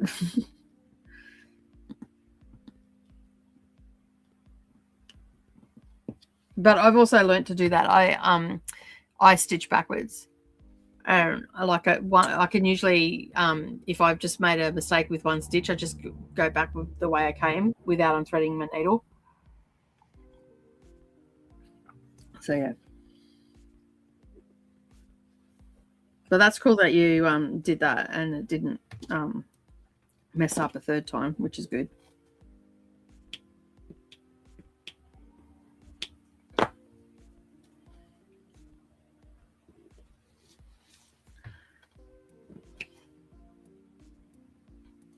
All right, we will finish up this color and then we'll just have a quick break because I've just got to go and change some washing over. We'll have a 15-minute break.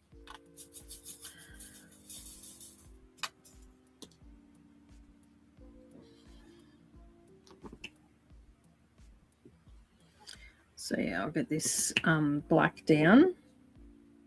I sort of really want to get to that area where that bit of canvas has come off because I just want to make sure it sticks. And if it sticks, my heart right now is like, please let it stick. Like, I'm really anxious about it. So yeah, with any luck, it'll be fine. It'll be fine.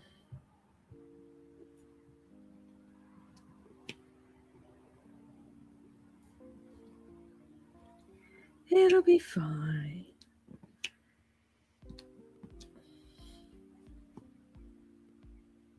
Is everybody saying that mantra? It'll be fine. Let's chant that. Let's chant it. Oh.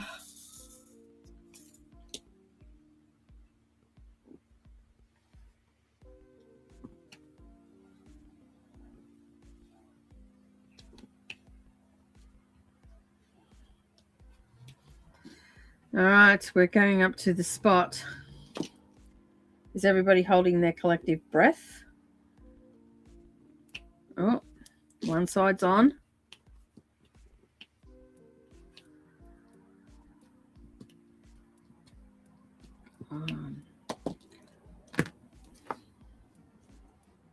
Maybe it's not the canvas gone. Oh, it's not. It's a bit of dirt or something from the cat.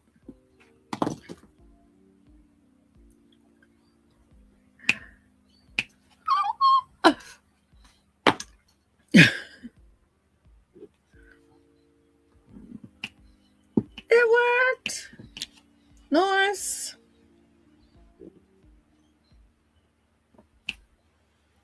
Last night when I was picking at that, it looked like the canvas was coming away, but it must have just been the glue that was already originally there. But either way, we can all breathe now because that has stuck down. Oh, you have no idea how anxious I was about that. Like, this is such a beautiful chart, like canvas, and I'm like, see, I get caught in the different crafts. It's a canvas if it's diamond painting, it's a chart, or a stitch with a stitch if it's stitch piece, if it's cross stitch, right? But no, I keep calling it that. All right, we're going to have a break. I'm going to go and get some water because I've had nothing but coffee this morning. And I might even grab myself a quick bite to eat. Chuck some toast in the toaster. It's working. That's all that matters. It is actually working, and I'm getting this section that I've been really anxious about done. So I'm pretty happy about that. All right, let me bring my mousy mouse over. We're going to put up the little, what's the time? We will be back. Oops, I meant to edit that.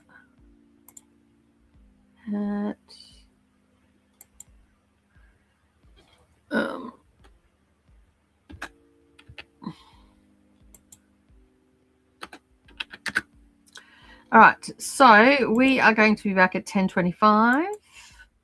I'm going to go and put some washing on. That is not where I want to go. Why are you jumping around in the back here? Ugh. Goodreads is not Goodreads. Sorry, I read Goodreads. I said Goodreads because I read Good Morning. StreamYard just jumps around. So we will be back in 15 minutes, or a little under 15 minutes. And so go grab yourself a stitching, knitting, drilling. I get them all confused. And sometimes at inappropriate moments. Oh, it does happen. All right, we're going to be back in a little bit. And yeah, so we'll put the music up a little bit louder and go grab yourself a cuppa, get up, have a stretch, all the things, maybe switch out crafts and move on to something else and make some progress. All right, I'll see you all in 15 minutes.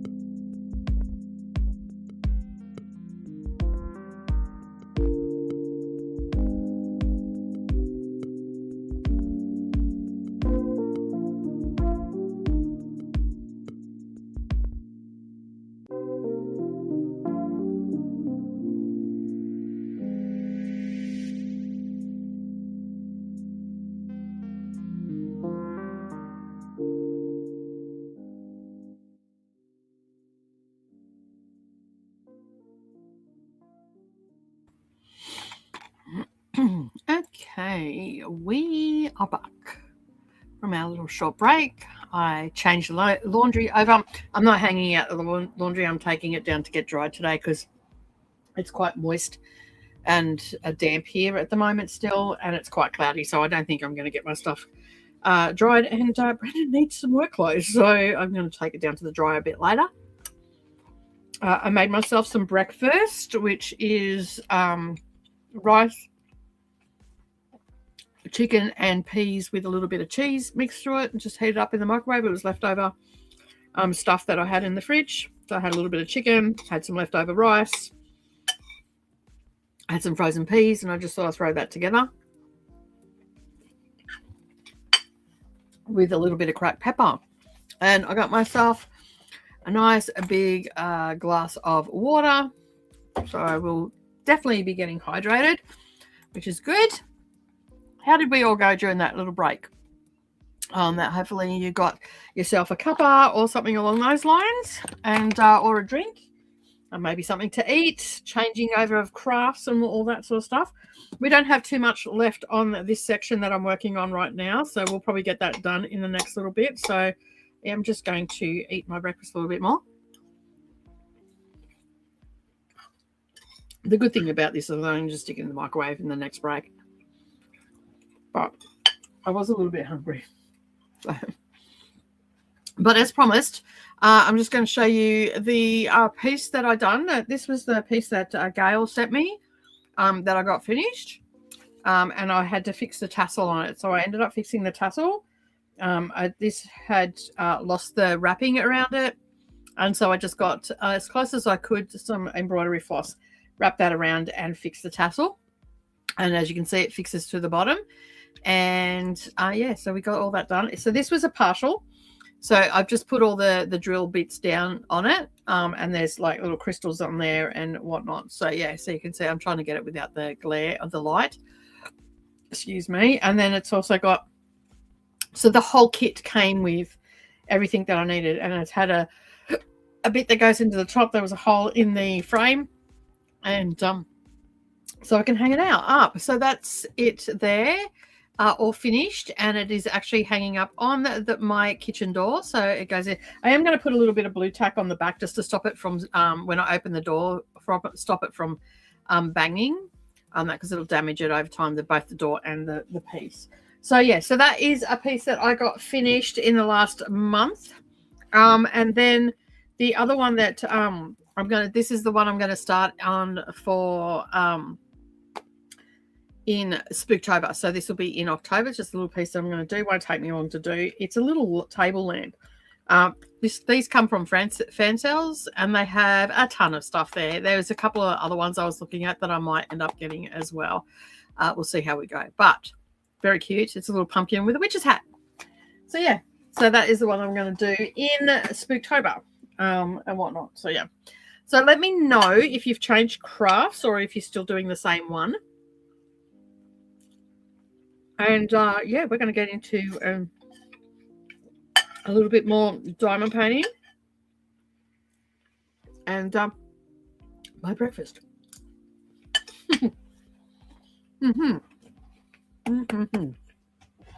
So simple, so tasty, so filling.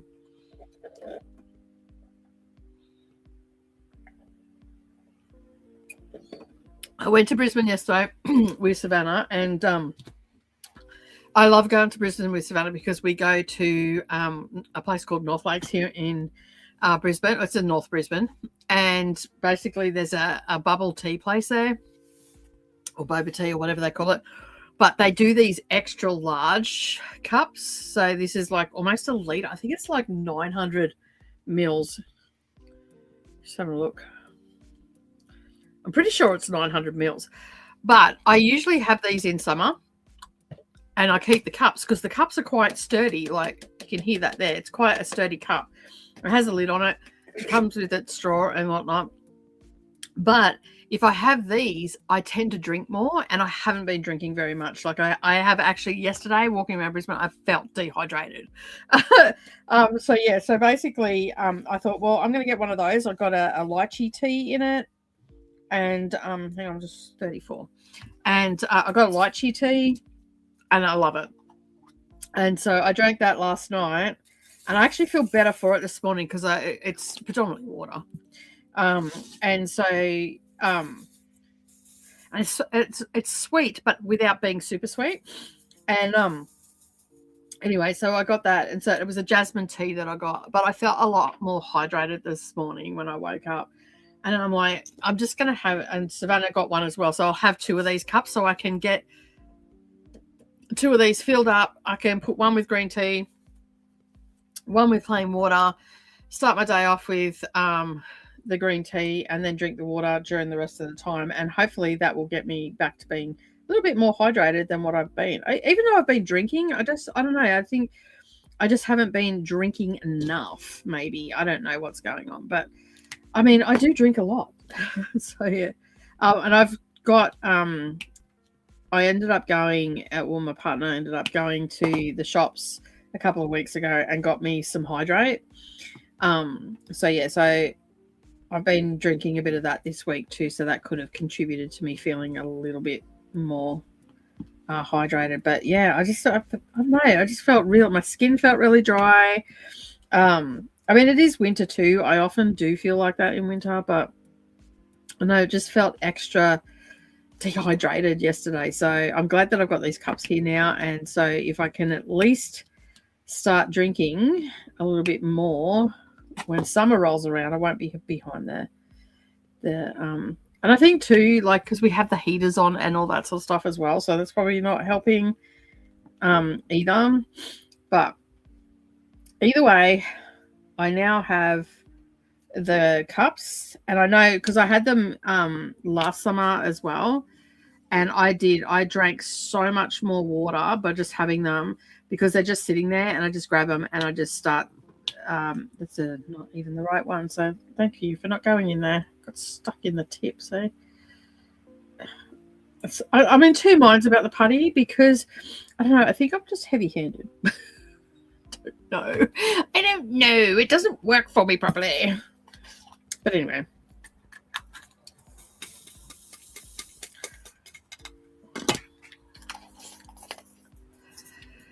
so today I'll be working until 4 o'clock, and then I'll be leaving to go over to Brendan's for a little while, and then I'm going to have to come back tomorrow morning, and I think bake the lasagnas then. I don't know, I might get time today, I don't know yet.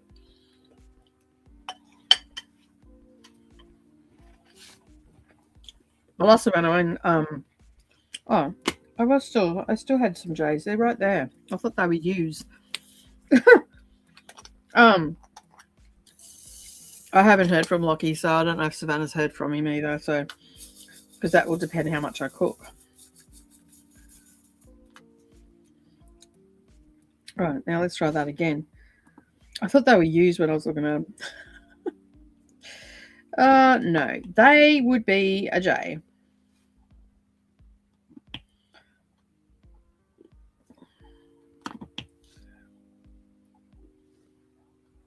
Thanks for everybody that checked in on me yesterday, because I cancelled my sprints, and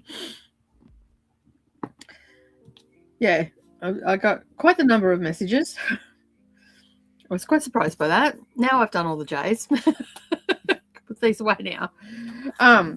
So yeah, thank you for everybody that checked in on me. I didn't mean to worry you. I just unexpectedly had to go to Brisbane.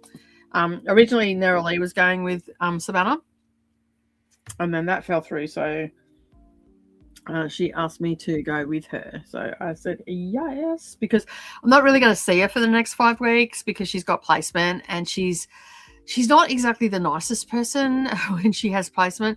And I think it's because she's working, but she's also getting assessed for her work that she's doing. So it makes her a little wee bit snippy. And she sort of takes it out on me. So, which is fine. I'd rather her take it out on me than some poor unsuspecting person. So yeah. So anyway, you'll probably hear me going, oh, it's not a great place. And then today, the stars are aligning for a hectic time in my house on that. Yeah. So anyway, it's going to be fun. Can say I'm not looking forward to it. But anyway, she's got her placement, and that's all that matters. She seems a lot happier as well. We had a little bit of, meltdown situation, panic attack, all the things. Tried to explain to her it's quite common at this stage. A lot of people have these panic attacks because once this is finished, you now have your degree and you have to find a job, right? Well, you don't have to find a job, but you should find a job, right, in your chosen field. And yeah, Madam had a little bit of a meltdown.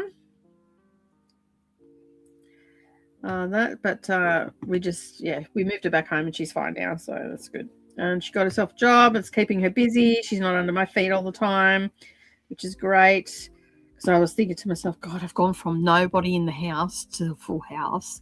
Lockie and his girlfriend ended up moving out. They found a place. I don't necessarily understand their math, but anyway, apparently it was cheaper. They were paying $300 a year and $100 a month for utilities, internet, and yeah, so it was $400, but they're paying $500 a week plus utilities, full utilities, not split up. So anyway, I don't understand the math. Apparently it's cheaper. Okay. I don't know where you went to school for that math, and I'm slightly scared. But anyway, we haven't seen them since they've moved out because they've been sick. They got the flu. The flu's been going around Kingaroy, so quite enough. I haven't seen Brendan this week either because he's been ill. And so I seen him yesterday for the first time. So yeah, it's been going around, so I'm not too sure whether they're coming for dinner or not, whether they're still not well. But yeah, we're going to have lasagna because that's what Savannah goes, I organised it, I get to pick. I'm like, okay, what do you want? And she's like, lasagna? Well, yeah, cool, no worries. And Brendan and I are spewing because we were going to have tacos, tortilla tacos. And basically you get the tortilla shell and you spread the mince on it.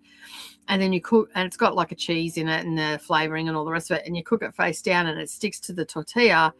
And basically, and then we just chop up the fillings. Everybody helps for themselves, and it's super quick. We just move the stove because we've got a little camp portable stove. We move it over to the fire, and we have a little campfire and all that sort of stuff, and we cook those on there. And it's sort of everybody helps themselves, like serves themselves because it's like finger food. And she goes, "Oh, I want lasagna." I'm like, damn it. So now I've got to cook a couple of lasagnas, but it won't take me long to assemble them and cook them. So yeah, and worst case scenario is I can make them all and let them sit, because I like to let them sit for a couple of hours before I bake them. I can let it sit in the oven and then just leave instructions for Savannah to make them tomorrow. I like to bake them because that's not hard. It's just put it in the oven and make sure you don't burn them, right? Maybe it is hard. Maybe I should just do it. No, Savannah knows how to cook. She's the cook in the house for sure. And it's been so weird because there's been days that I've been here and like I've gone to make myself something to, like, I figure out what I'm going to have for dinner in the morning, and then she comes home or she comes out of the room. She goes, "All right, what are we having for dinner?" And I'm like, "Oh," and she goes, "I'm cooking this for you." And I'm like, "Oh, okay, no worries." Sometimes I don't have stuff planned, so it works out really good. So right now I'm in my non-cooking era because I have Brendan who is cooking for me at the moment. So he cooks on a daily basis for me. When I go over to see him, we have dinner together every night. And I know that sounds weird, but he doesn't actually live over here. He lives over at the workshop in another suburb because of the security reasons. Now, I will say the only drawback with using this glue is the fact that all the things that were already down, all the drills that were already down, are pretty much locked in place. They don't move. But that's not a bad thing either. So yeah, like they are not going to move at all. Those ones. So that's good. At least they're not going to move. And it looks like these other ones aren't going to move either. That they're sticking quite nicely. Yeah, so we'll be having dinner, and so it'll be interesting to see how they're going and all that sort of stuff. I think they moved in together probably a little bit too soon, but hey, stranger things have happened, so I'm not gonna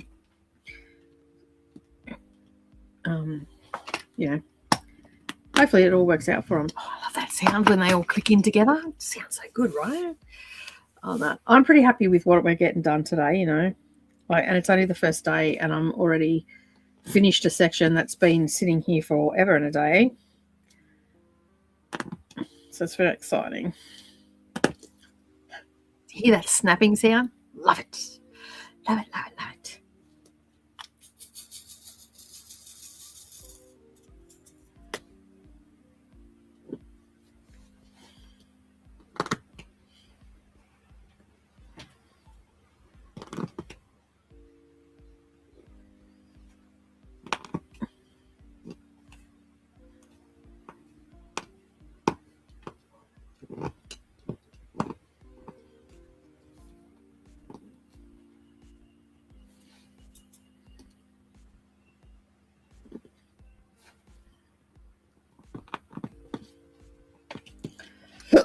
Oh, excuse me.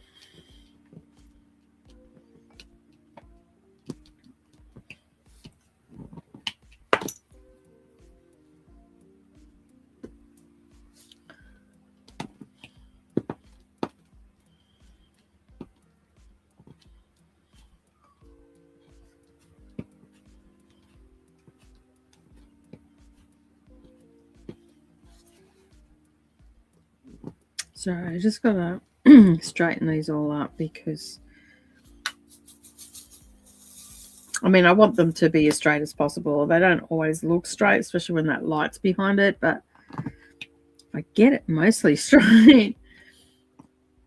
And once it's done, it'll look really good. And I know that a lot of people struggle with the square ones, but I actually don't mind doing them. I like the finish of them a bit better than the round ones.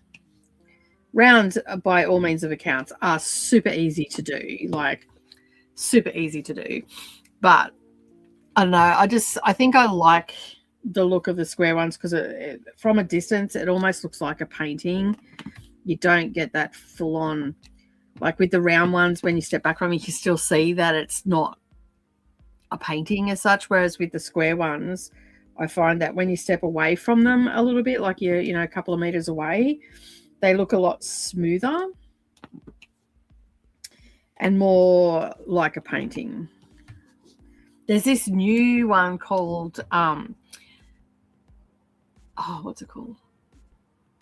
You're doing it with pearls. So they're all like, it looks like beads that you've done it with. It's the same principle as diamond painting, but it's all done with beads. They look stunning, some of them. Some of them look like, when I first seen them, I'm like, that looks like it's AI. But then closer inspection, I'm like, oh, maybe that's not AI. No, so yeah. So I'm not 100% sure. I haven't gone and looked at any of the websites yet, so we'll see where we end up.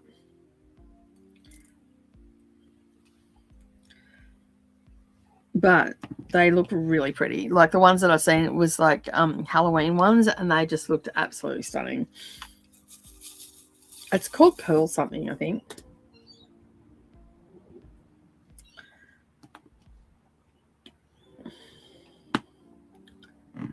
All right. Let's get this one in there. That one there. I'm so happy that this is going down okay. Like, you have no idea how happy I am. That, like, I was so scared. So scared that it wasn't going to go down okay. So the next section I'll be working on is, like, I'll go to the edge, which is just off screen. So I'll go to the edge. I'll go to this edge. So I'll probably pull this next one off. So yeah, we'll see how we go. All right.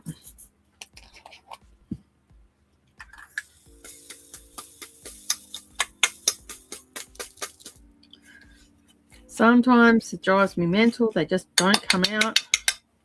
And then when they do come out, they come out onto the canvas. Like, no, that's not where I wanted you to go. I wanted you to go in your little container. All right. 26.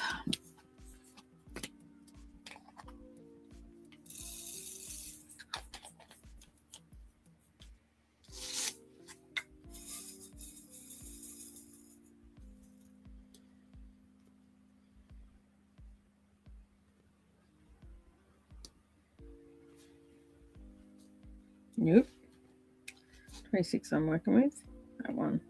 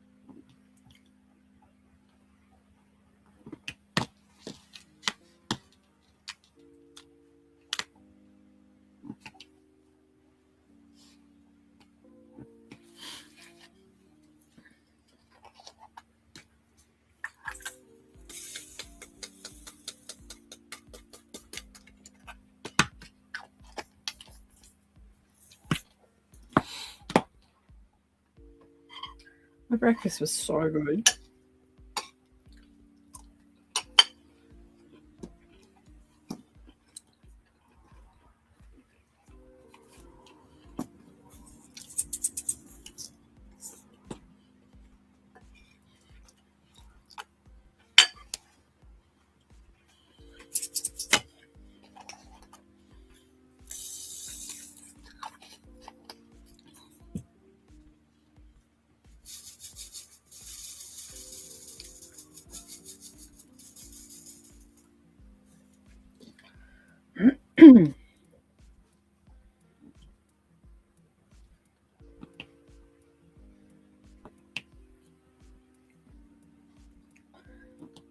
It's quite amazing. Like you're seeing that I'm using that orange there, and then this one is like a bright yellow, but when they're close to each other, it doesn't look so bright. Like, yeah, it sort of mutes down a little bit. It's quite interesting how the colors play off each other.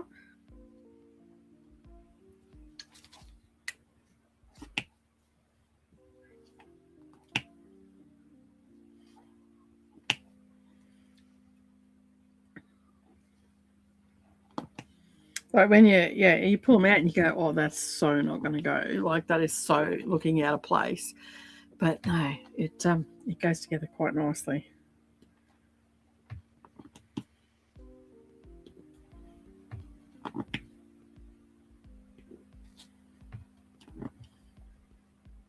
Depending how this goes this month, I think that I might be back for another AVADA in April. Because if it like I feel like it's going to be very productive for me, and yeah, I think that doing a video a day. Like, it doesn't have to be a super long one. But yeah, I might be able to get a lot done again. Like, maybe do it as a cross stitch one. Do diamond painting for August and cross stitch one for April. I think it'll work out pretty good.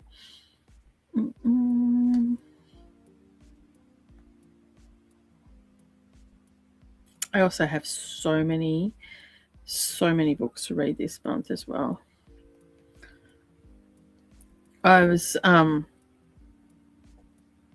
pretty excited to I got approved for one of my favorite authors on that last night too, so I was really excited about that.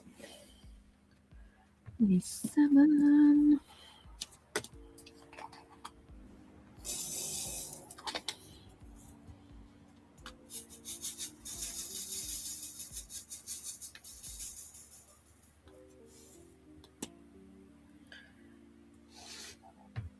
I'm excited to read the book. It doesn't come out till next year, but yeah, super excited.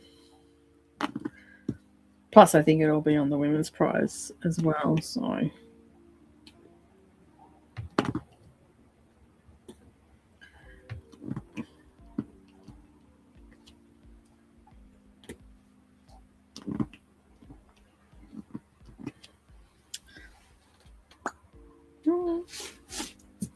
need too many of those.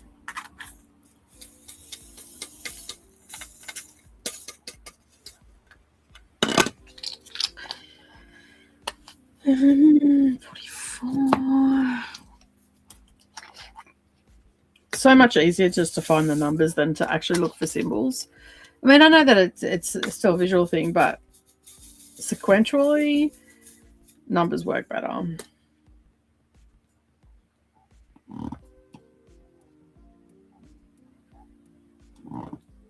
For me, anyway. Maybe not for other people, but for me, it works.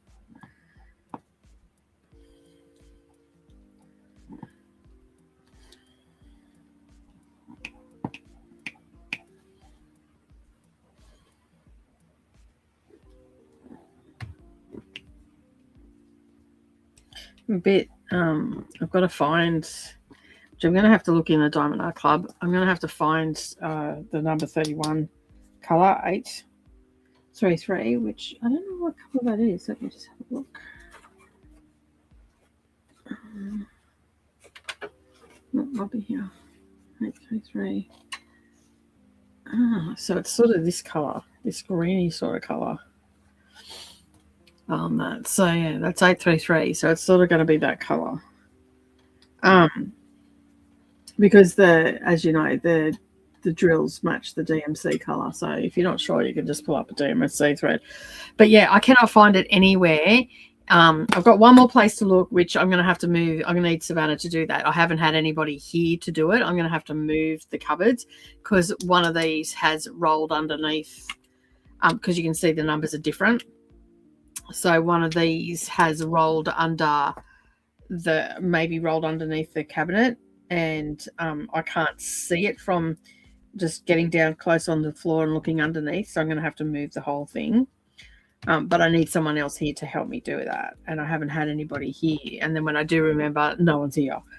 So I'm going to look this afternoon. I actually wrote a note and put it in the kitchen, so I don't forget, because, you know, I get busy doing other stuff and then I forget to go and look. I don't think there is a lot of this colour, to be honest. Like, I've looked here and I can't see any of it. And I'm just looking at what's up here. So I don't know where the heck it is or how many I need. But worst case scenario is I'll have a bit of a look in some of my other charts. I've got like leftover drills and stuff, so I might be able to find some square ones.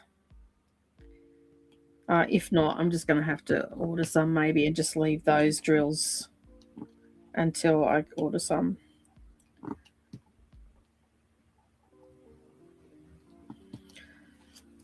I mean, I probably have some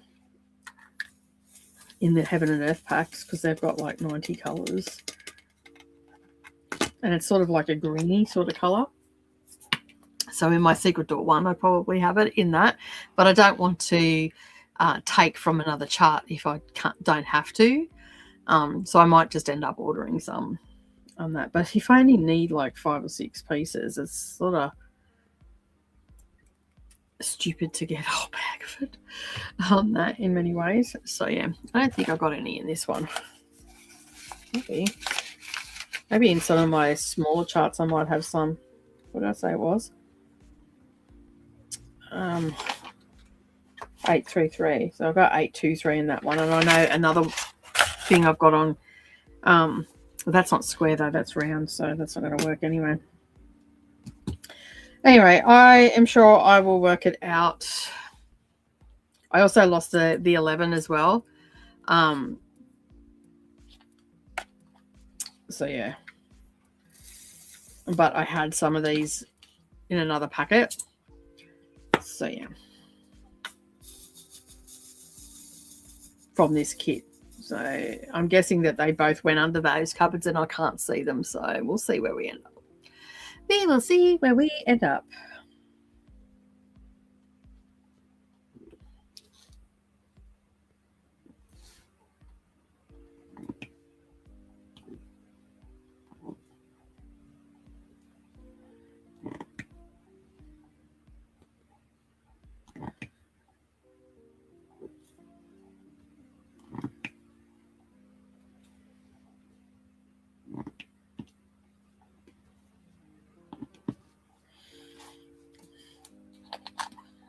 Getting close to having it all finished. Then we can do another release paper. Ooh. Always scared that I'm going to spill them.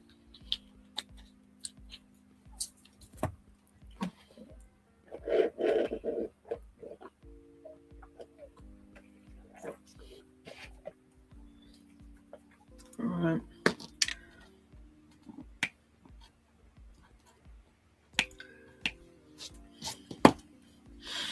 Okay, and where are you? 12.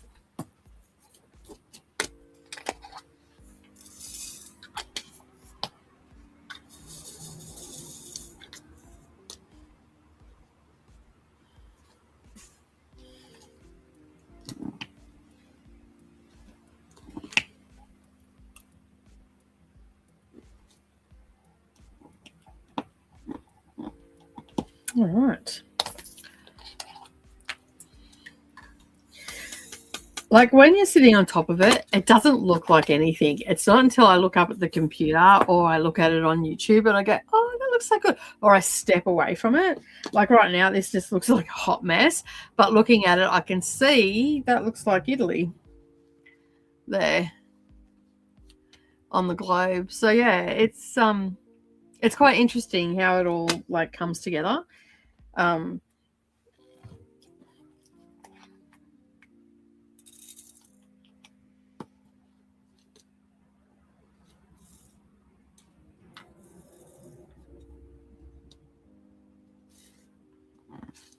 All right, we got all our little bits and pieces done.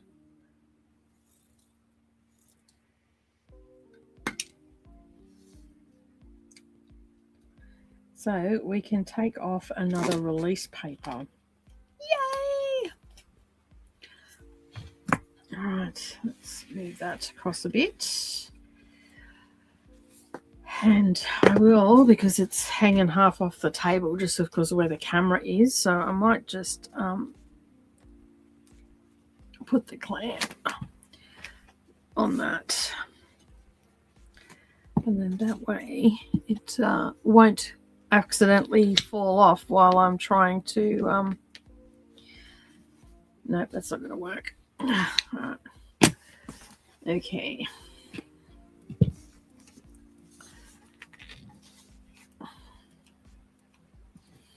Oh, it'll be what it'll be. I can't do that because it's lifting it up and not sitting it flat. No, so yeah. All right, let's take this bit off.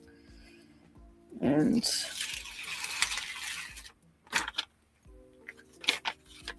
I'm so excited that it worked fine. All right, so let me just see. I need to get...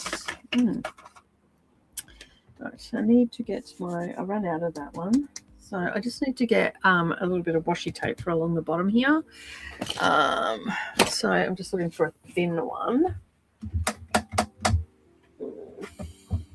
Where are we?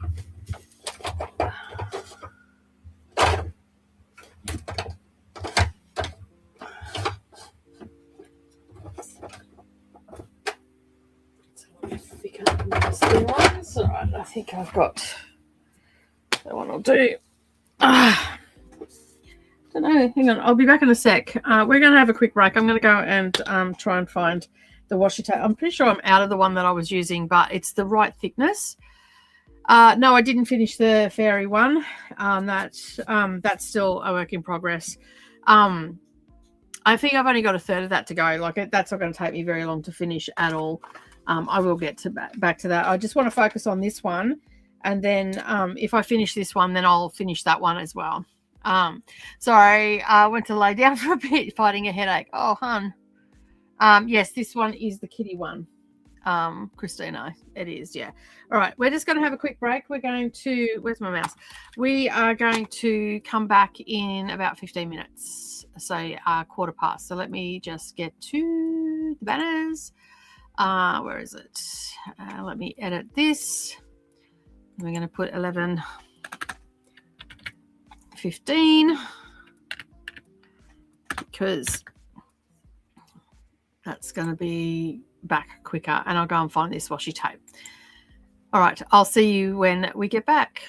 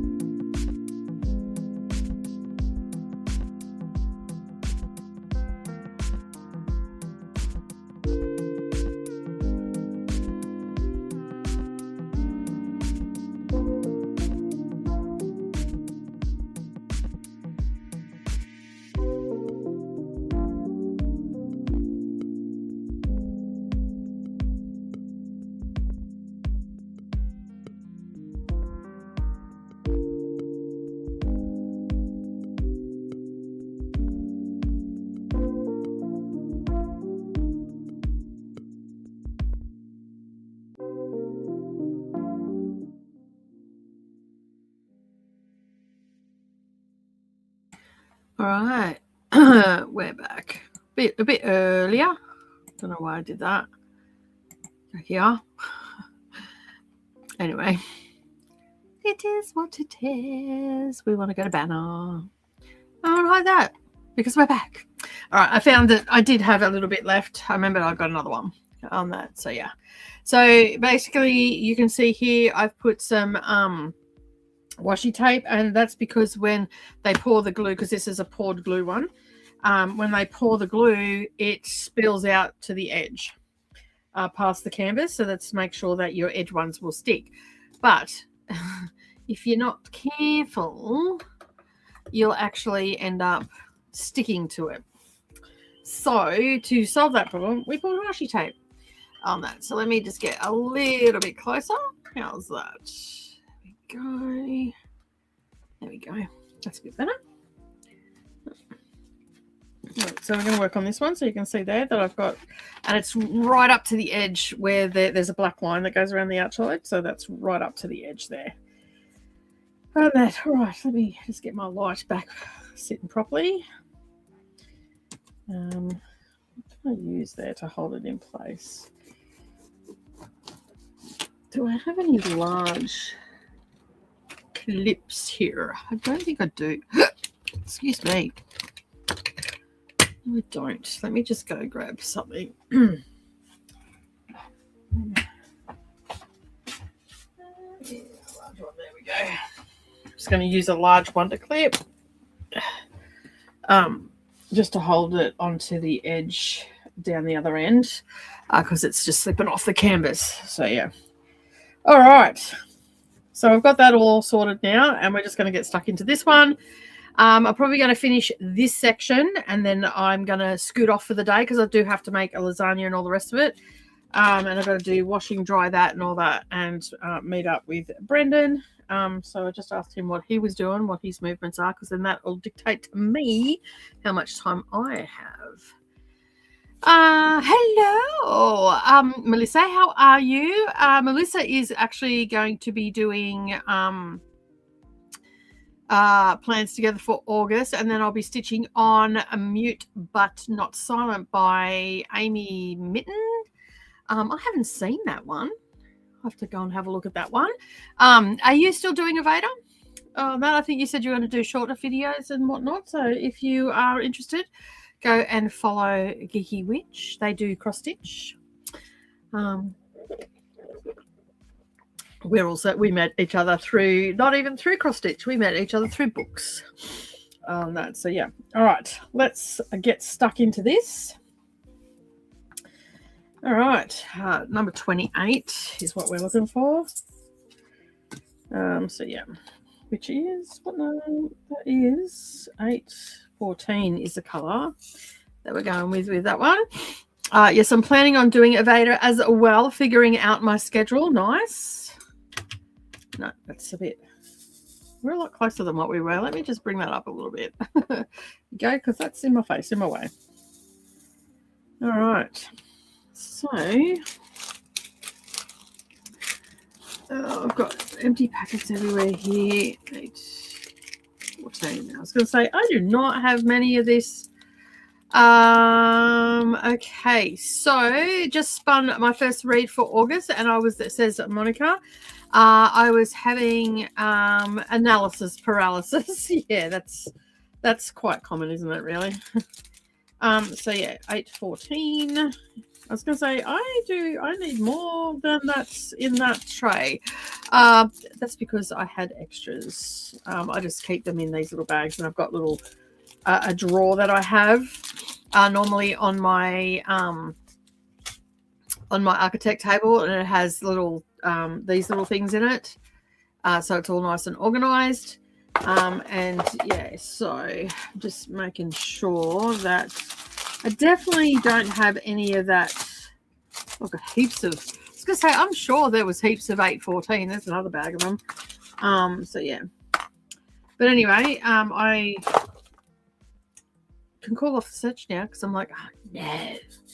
Don't tell me I'm going to have to stop doing this one because the cat's lost that one too. But no, I just have used them because there was quite a bit down the bottom of it.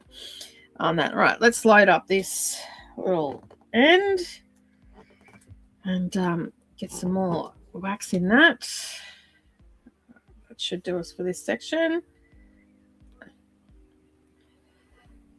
I was a bit spewing that I decided to do AVADA in August on the 1st, and it was on a Saturday. Not that I was doing AVADA, but that the first fell on a Saturday, the first Saturday of the month, because we have the Nanango market, so I didn't get to go and see Bob the book pusher this month, and I'm like, damn it. So yeah, anyway.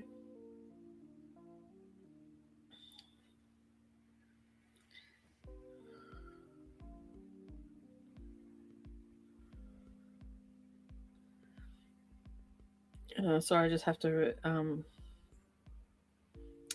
it's cool. Brendan is in Gympie, so that's cool. It's hard because I do a lot of catch-up stuff on the weekends, like on the Saturday. Like I have big weeks and all that sort of stuff, and I've been trying so hard to do less on the weekends, but it seems to just work that way. Like I have the live streams and stuff like that, which normally doesn't go for this long on a Saturday, to be fair, but obviously because of AVADA it's going a bit longer today. But he's in Gympie, so he's a couple of hours, 3 hours away. So I've got a little time up my sleeve. That means I'll be able to get the lasagna done before I've got to go over. I mean, I don't have to go over, but I like to, knock off and not be doing any work or not. You see what happened then? I'm picking up Diabound by Sable Sorensen. I'm just going to act like that didn't happen. Of course, it's first in the series. Why do I do this to myself? Because we love it. It's why we do it to ourselves. And to be honest, I don't know why I started right up there when I could have started down here. So let's just do that, shall we? Let me get my little sheet back. I'm just going to put that to there. Then I can sit that a bit closer. I swear I've done diamond painting before. The way that just went, you'd think that I didn't.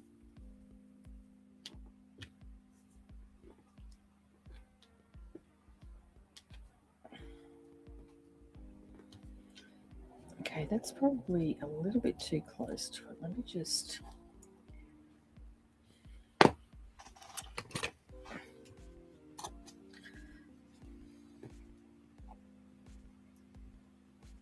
get off. I think when I laid that piece, it was just a little bit too close to that line. Yeah, it was. Let me just get rid of that. Sometimes that happens. I'll just lay that down again.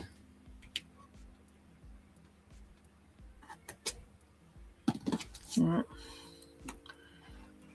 It is going to be so messy out here by the end of the month because I just throw things on the floor. I'll have to keep on top of it, I think. Yeah, that was too close to the glue. And I can't put the drills down properly. What do I do with the tweezers? Where do I put them? There they are.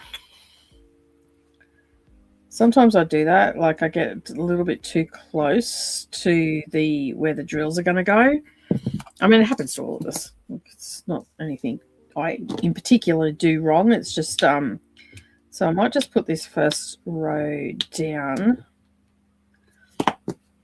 and do one at a time. At least then I can get them in place. Because your foundation, like when you're doing a section, a foundation row is probably the best way to go. Instead of just trying to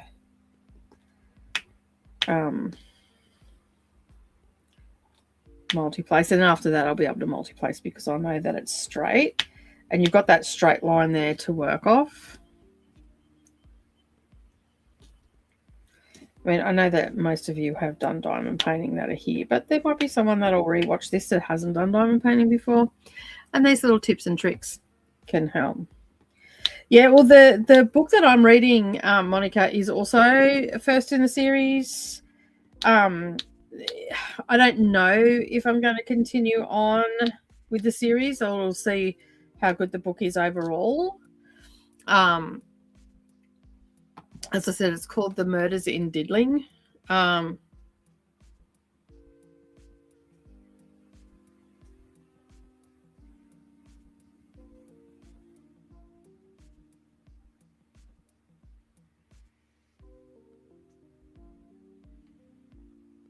Hang on a sec. I've just got to send a message.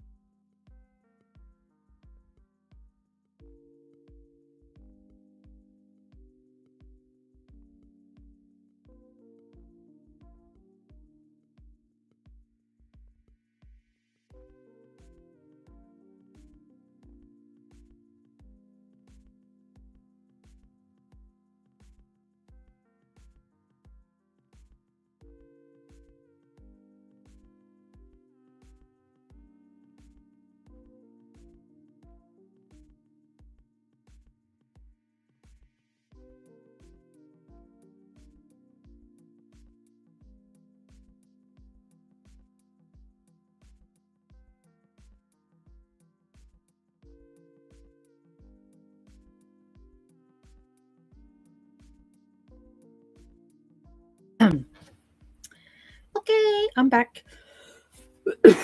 Sorry, I just had to send a voice message because it's easier. On that, they want me to pick up some parts, and I don't know what time it closes. So I was just like, "Can you let me know?" Because that will dictate how long I'm staying on here for. I forgot to change the gas bottle over this morning so I could have a shower. Damn it! It's all right. I will do that. So we're going to stick around until I have finished these. There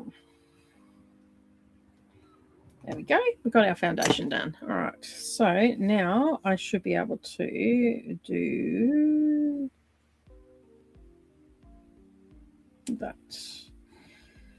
There we go. There we go. Right. That fixed that problem. Okay. So now I can straighten that up a little bit more. And then we have a decent foundation. Right. We're good to go.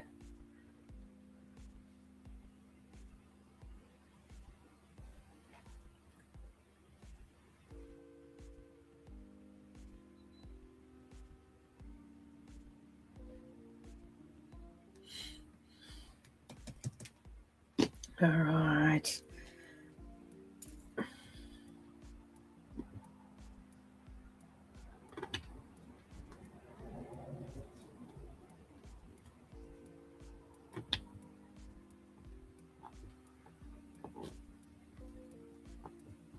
It's amazing how quick they go down once you get into it.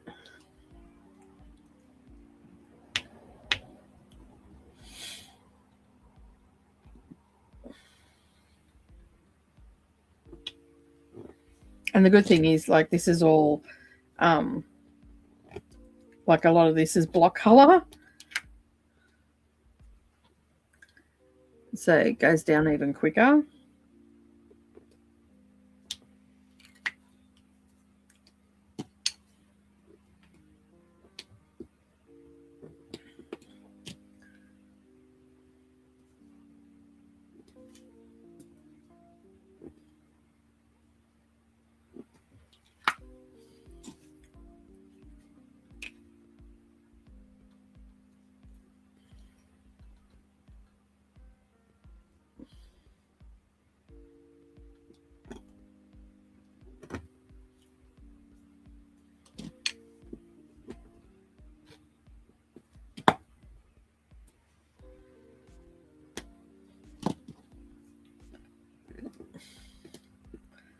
Yeah, I may have to finish a bit earlier because it's car parts that I've got to pick up. And I live in a country town where things close early.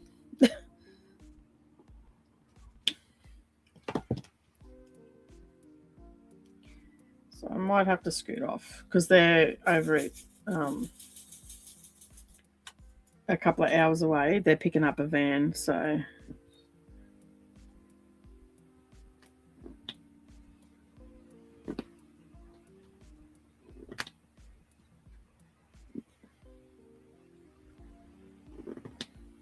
Unfortunately, because that is my part of my job to pick up car parts for them when they're out on the road, yeah, means that I have to end a bit earlier. But I don't mind because I'll be back anyway.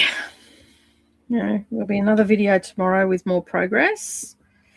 Now, let me know in the comments, what do you want to see tomorrow? Do you want to see me do some stitching? Do you want to see more of the diamond painting?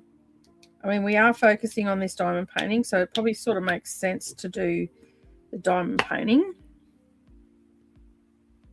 But if you want to see something else, let me know. Just comment. I was thinking about doing something different on Sunday, so I'm open to that.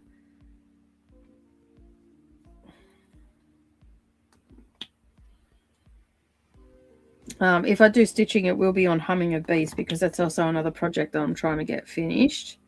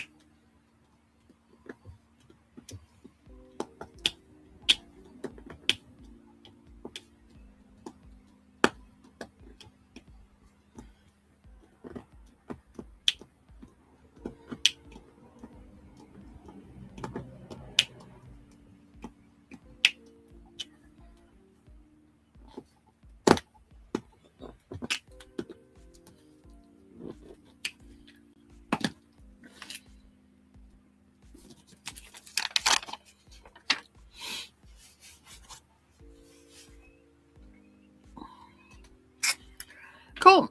I can do that. Fascinated by the diamond painting because I've never done it. Nice. Well, I can keep doing this, I guess. I could just I mean, not I guess. I mean, that's what I was going to do anyway. So it'll just be a quick hour video, so you'll get to see progress. And of course, when I don't have to like keep looking up at comments and stuff like that, it actually goes a little bit quicker too at times.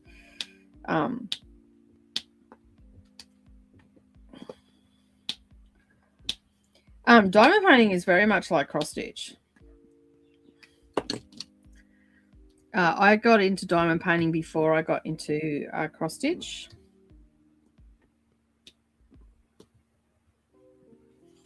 I just like it. It's really good because, like, yeah, you're working with this like little pieces and stuff like that, but it's quite relaxing. That it actually does help really well with sleep and that. So like if I'm suffering from a little bit of insomnia, I just basically get up and do a little bit of diamond painting, and before I know it, rather than get onto devices and stuff, before I know it, I'm sleepy again and I can just fall asleep. Problem is you can't do it in your bed. So you actually got to get up to go and do it, but it's not a bad thing. Like I usually have a cup of chamomile tea with it. And yeah, it's actually quite relaxing, except for when, you know, your cats have slept on it and you've got to fix it. Bloody cats. What time's it? Oh, cool. Oh, okay. Cool. I don't have to go now. Awesome.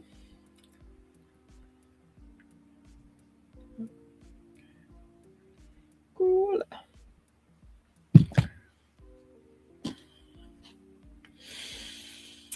All right, so Neroli is now grabbing the parts because she was on her way here anyway, so that's worked well.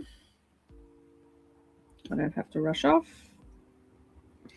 And seeing she's going to be here, I'll get her to change the gas for me while I'm doing this. Yeah, so if I do anything, it won't be starting something new, like you're saying there, Monica. It'll be something that I'll prioritize. So the priorities at the moment is Humming of the Bees and this particular project, because I want to get this done before the end of the year, because I want to start another big one next year, and I can't have two big ones on the go at the same time. So it's better if I you know, get these sorted. And I'm hoping to have this one, and I've got a little fairy one that I need to finish off as well, and I think I've got another small one on the go as well. Let me just see, what have I got? Another tool just to straighten it up. Right, what's that? That's a placer. I need that.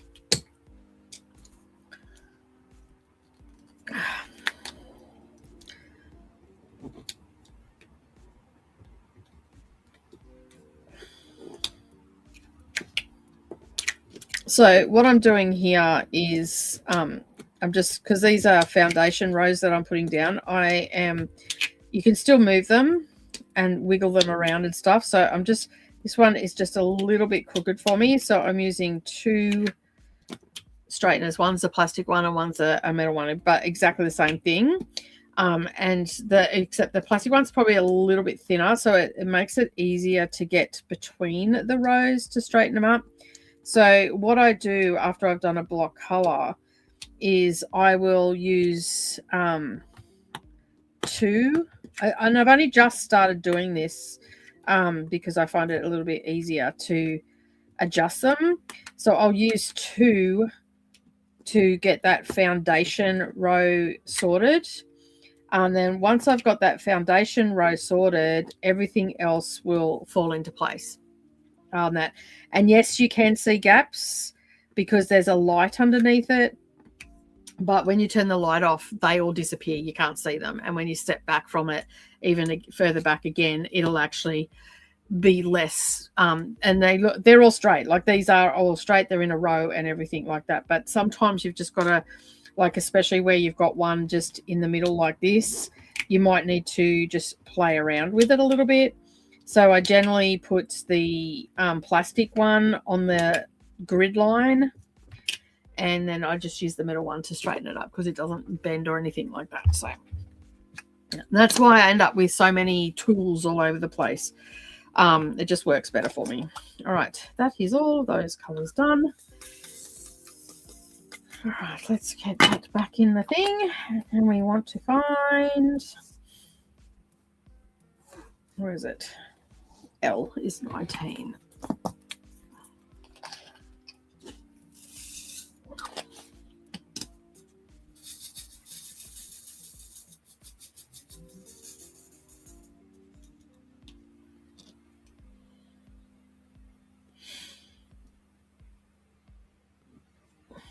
And so now when I put these next ones down, everything will just go together nicely.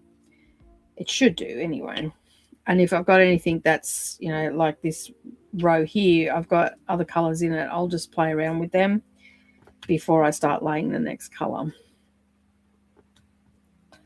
And then if in this case where something's a little bit screwy, if I can grab another single placer, normally I would have something in the end of this, but it broke. I dropped it and it broke, which this glows in the dark. This one. Not that I diamond paint it in the dark, but it does glow in the dark. It did scare the bejesus out of me when I first got it. Didn't realize it glowed in the dark because it was part of a advent box. And I passed and see something out of the corner of my eye. Absolutely crap myself. And yeah, then I realized that, oh, that is my diamond placer, painting placer that glows in the dark. I'm like, oh, how cute. After the initial shock of it all.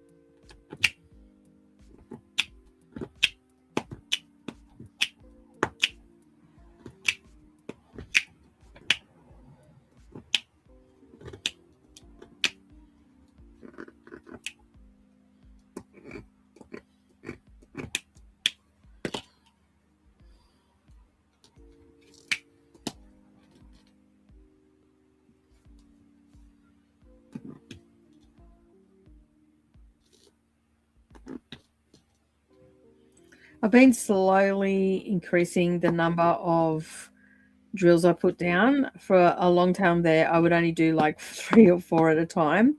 I'm actually up to now 5 and 6. So yeah. And this one's actually really helped with that because it's got some block coloring in it and it's such a big piece.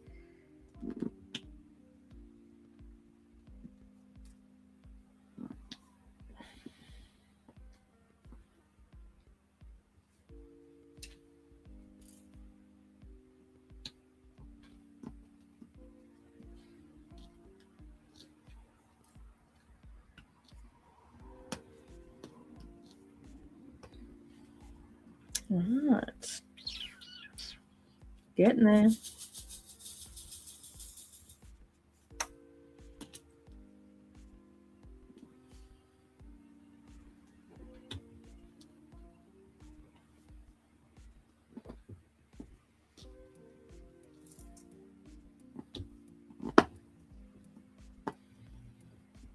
Alfie will be happy.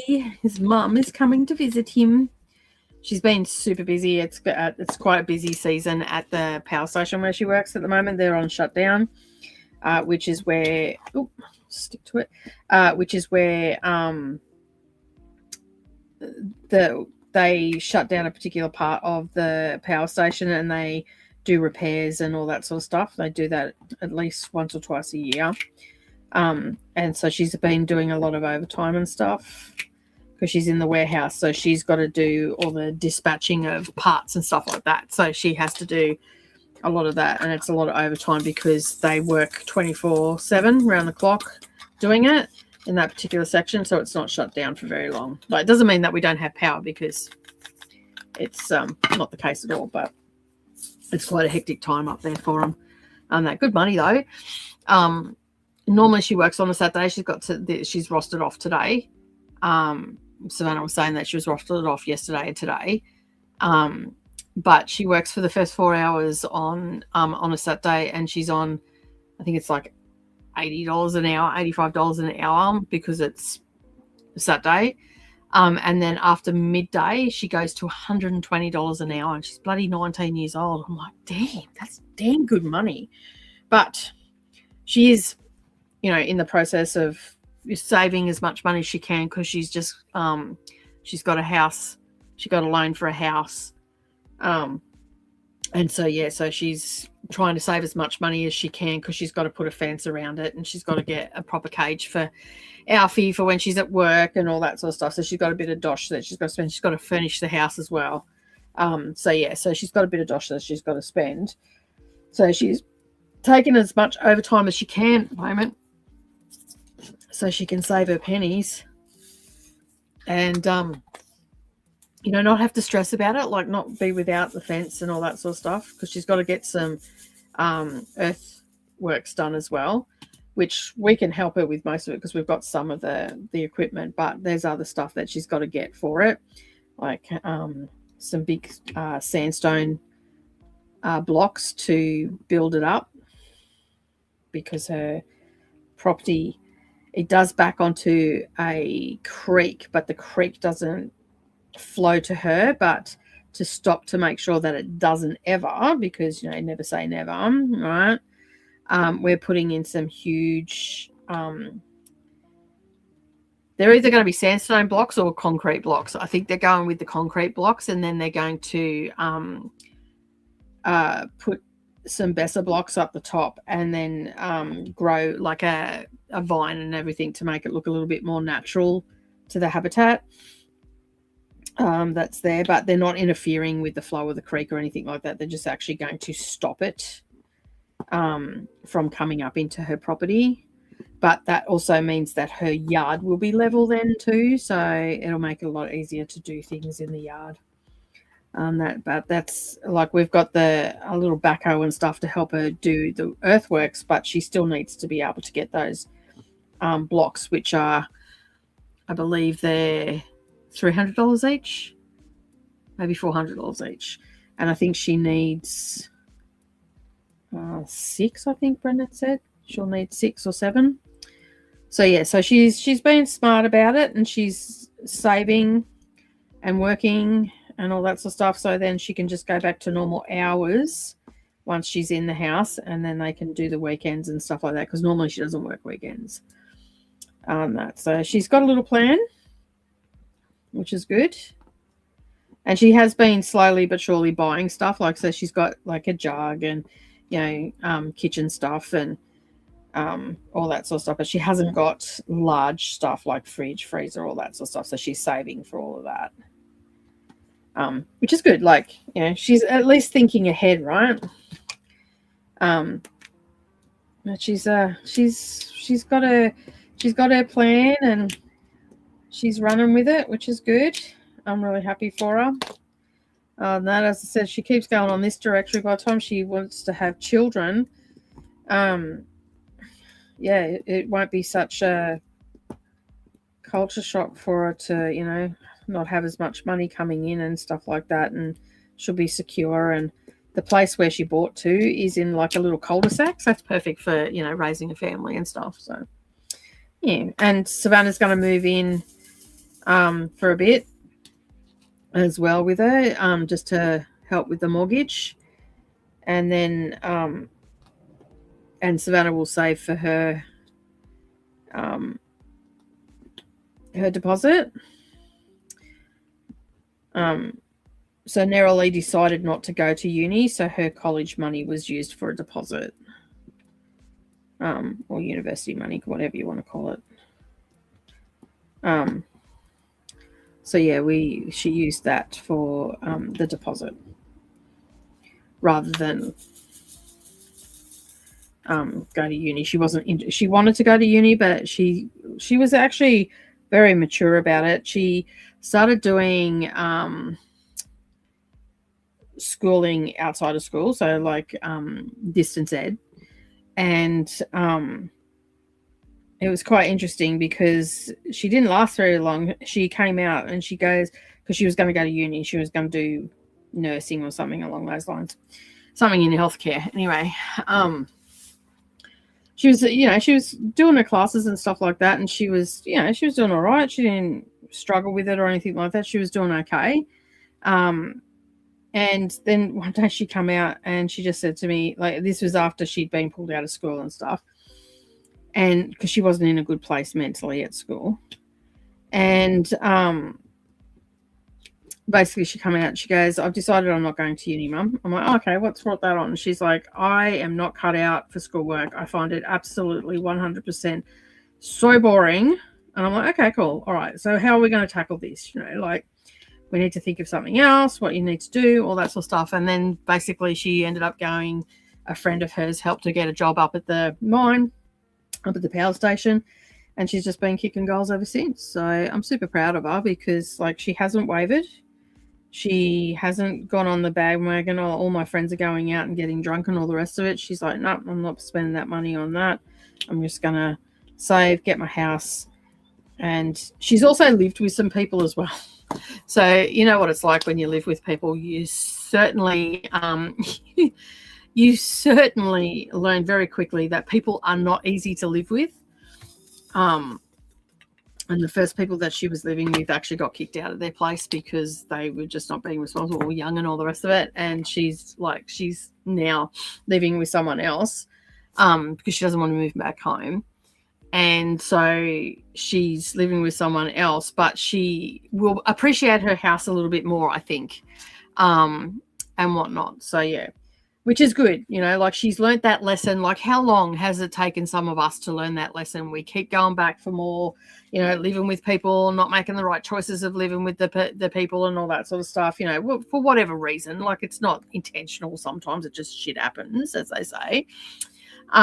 But yeah, like she's learned some really valuable lessons along the way, and she's very independent. Like she likes to do things herself, which frustrates Brendan and I because sometimes, you know, we can make it a little bit easier for her, but she's also learning some really, like she'll come to us if she needs to. She won't just struggle on her own. Like if she got herself in a predicament, we know that she would come to us and go, hey, I need help. But yeah, like she's just worked it all out on herself. She didn't make it our problem or anything like that. And yes, I'm super proud of it. Like she's kicking goals. And yeah, so I can't wait for it. Like it's only a small house that she's got, but it's what she could afford. And we were lucky enough up here up until June.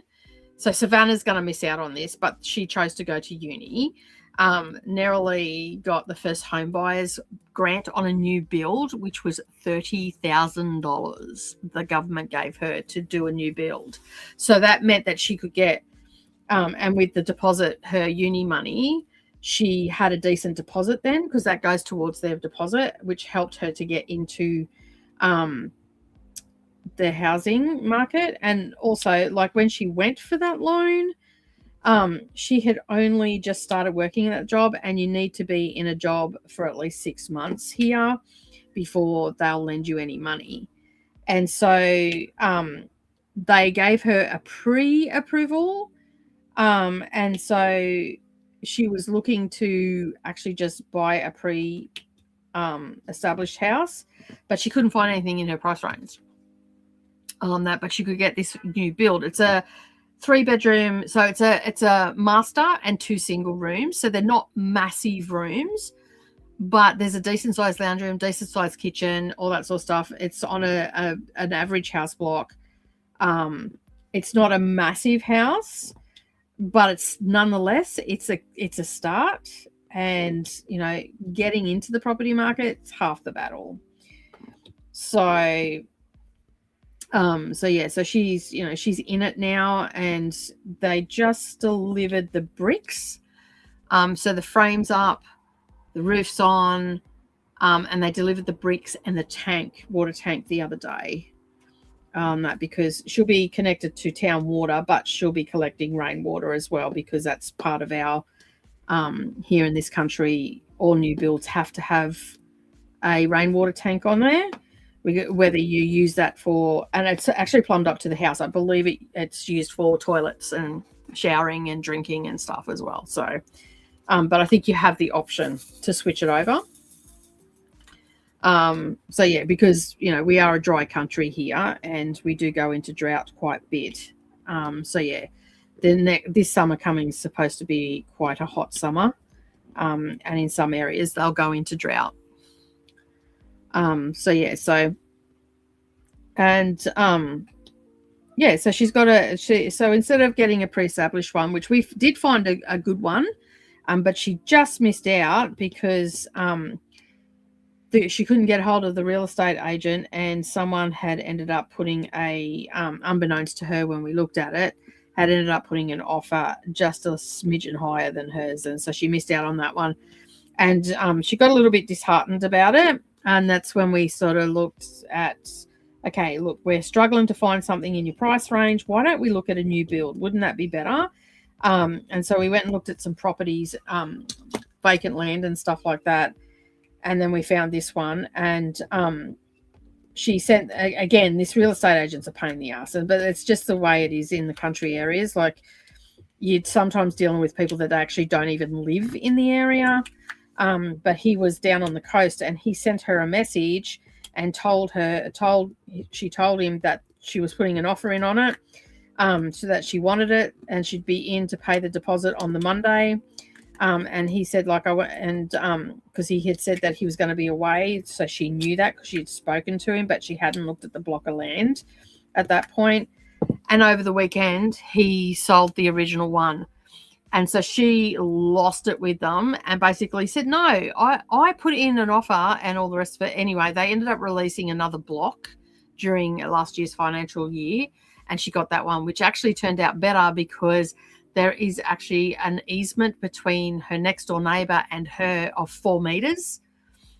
So she's not right on them. And then on the other side, it's an angled block. So her block goes on the diagonal, and so does the other one. And they're building their house further away from her. So she's actually got that buffer because hers is like her block is goes straight down one side, but the other way goes on a diagonal, almost on a 45 on that. But it means that no one can really build on that side either. So she's putting a carport on that, and so her house is away from everybody else's. So it's actually given her, it ended up being a better block in the end. So yeah, but she's really excited. She plays it low key, but she's really excited at the same time. Like, I can tell that she's excited. She's very subtle with her excitement at times. But she's a funny little thing. And that always has been very independent. And like, Brendan hasn't really experienced that with her because he worked away a lot. It is very responsible of her, I know, and she is really setting herself up for the long term. Because if she keeps working the way she is now, like she's not even 20 yet. She turns 20 in a week. She turns 20 on the 8th. So if she works for the next 10 years and just smashes everything into that mortgage and does double payments and all the rest of it, as you know, that reduces the interest rate and all the rest of it and means that you can pay it off sooner. I think we worked out that she'd be able to pay it off in 10 years if she just smashed it out. And then basically, you know, by that stage she'll be thick, because she says she doesn't want to have kids until her like late 20s, early 30s. So like, if she does that and smashes it out, and her sister also helps her pay the mortgage as well, then basically she'll be fine. Like, when she goes to have kids, she'll be next, almost owning her house. Do you know what I mean? So basically the girls are helping each other out, which is really good. Really, really good. I'm really proud of them for that they're actually thinking about each other and how to set each other up. Like, they've paid attention to what we've said, and they've paid attention to what's happening around them, and all that sort of stuff. So yeah, which is absolutely fantastic. Like, that as a parent, you know, you always worry that they're not going to do well, or, you know, they're going to fall in with the wrong crowd, or you know, something along those lines, and you're constantly worried about that sort of thing. You know, there was a stage there where she was going, oh, I'm leaving Kingaroy and all the rest of it. That lasted all of 5 minutes. I think she started looking at places outside Kingaroy and realised, not that Kingaroy is any cheaper, but realised that she'd be better off here because, one, we're closer. The job opportunities are better. And like, yes, you could go and work in the city and all the rest of it, but it's probably a little bit more expensive. Like, she doesn't actually have to leave the area if she doesn't want to. Hey, Leah, welcome on in. Haven't seen you for ages, hon. How are you? How's life treating you? We are doing a video a day this month, and we'll be doing lots of live streams throughout the week. So, yeah, it'd be good to catch up with you a bit. How's life been treating you? It's been a hot minute. To be fair, it's been a hot minute since I've had motivation to actually do any crafting. So yeah, what are you working on at the moment? So yeah, so like that's half the battle, and the girls are going to look after each other as well, which is also half the battle, as well. And Neralee's also, because we're scaling down and we're going to be traveling and all the rest of it. Neralee's like, I'll be, making sure that, Savannah's okay and all that sort of stuff. But I'm like, it's not your responsibility, hon. But she's just that way. Like she's just, she's very much that way inclined. Like she worries about her sister and she worries about Mia and all this sort of stuff, and which is lovely. But at the same time, I'm like, you don't have to worry about them. They are fine. They'll be taken care of. They'll find their place. I think she was really worried about Savannah down in Brisbane.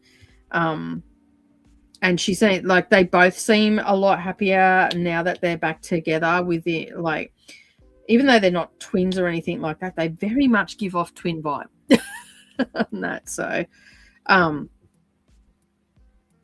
they like Neralee, when she was little, I had to put her into daycare because when Savannah started school, Neralee would sit on the couch near the door and watch the clock. She wouldn't get up and do anything. She wouldn't come out and garden with me. Occasionally she did. Like eventually I managed to get her to do some, but I ended up having to put her in to daycare so she could get some socialization, and she wasn't sitting at home on the couch waiting for her sister to get home. And she would watch that clock until it got to the time that the bus was coming. And then she would get up, go and get the dog, put it on the lead, and go walk up the driveway. And then she would just be like, she'd be this little burst of energy because her sister was home, or both her sisters were home. So yeah, I ended up putting her into daycare, and I think that Savannah being away all that time actually really did affect her in many ways, because she just didn't have her sister there. And yeah, it was quite interesting to see how it's now that Savannah's back, how different Neralee is. And even Brendan said, he goes, like, she's so, like, she's almost full of life again. I'm like, I know. I said she did the exact same thing when she was little. And as I said, he missed out on a lot of that stuff because he was working away to support us and all that sort of stuff. So, yeah. Leah says, yeah, it has been a long time. It's good to see you. It's good to see you too, hon. Like, you probably thought I didn't remember you straight away. Oh, I know you. How are you?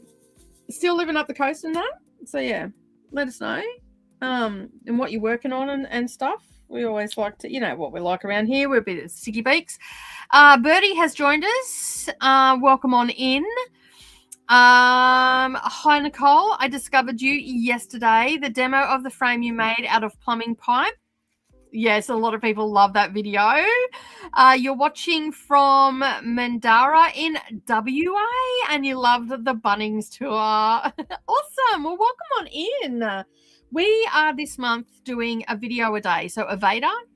And I'm going to be live streaming, and I'm trying to work on this diamond painting to get it finished, because I want to start another big diamond painting next year on the 1st of January. So I need to get this one finished. And for those that have joined late, this is the piece that I'm working on. I know it doesn't look like much at the moment. I've actually got it spun this way at the moment, and this is where I'm working, just down in here.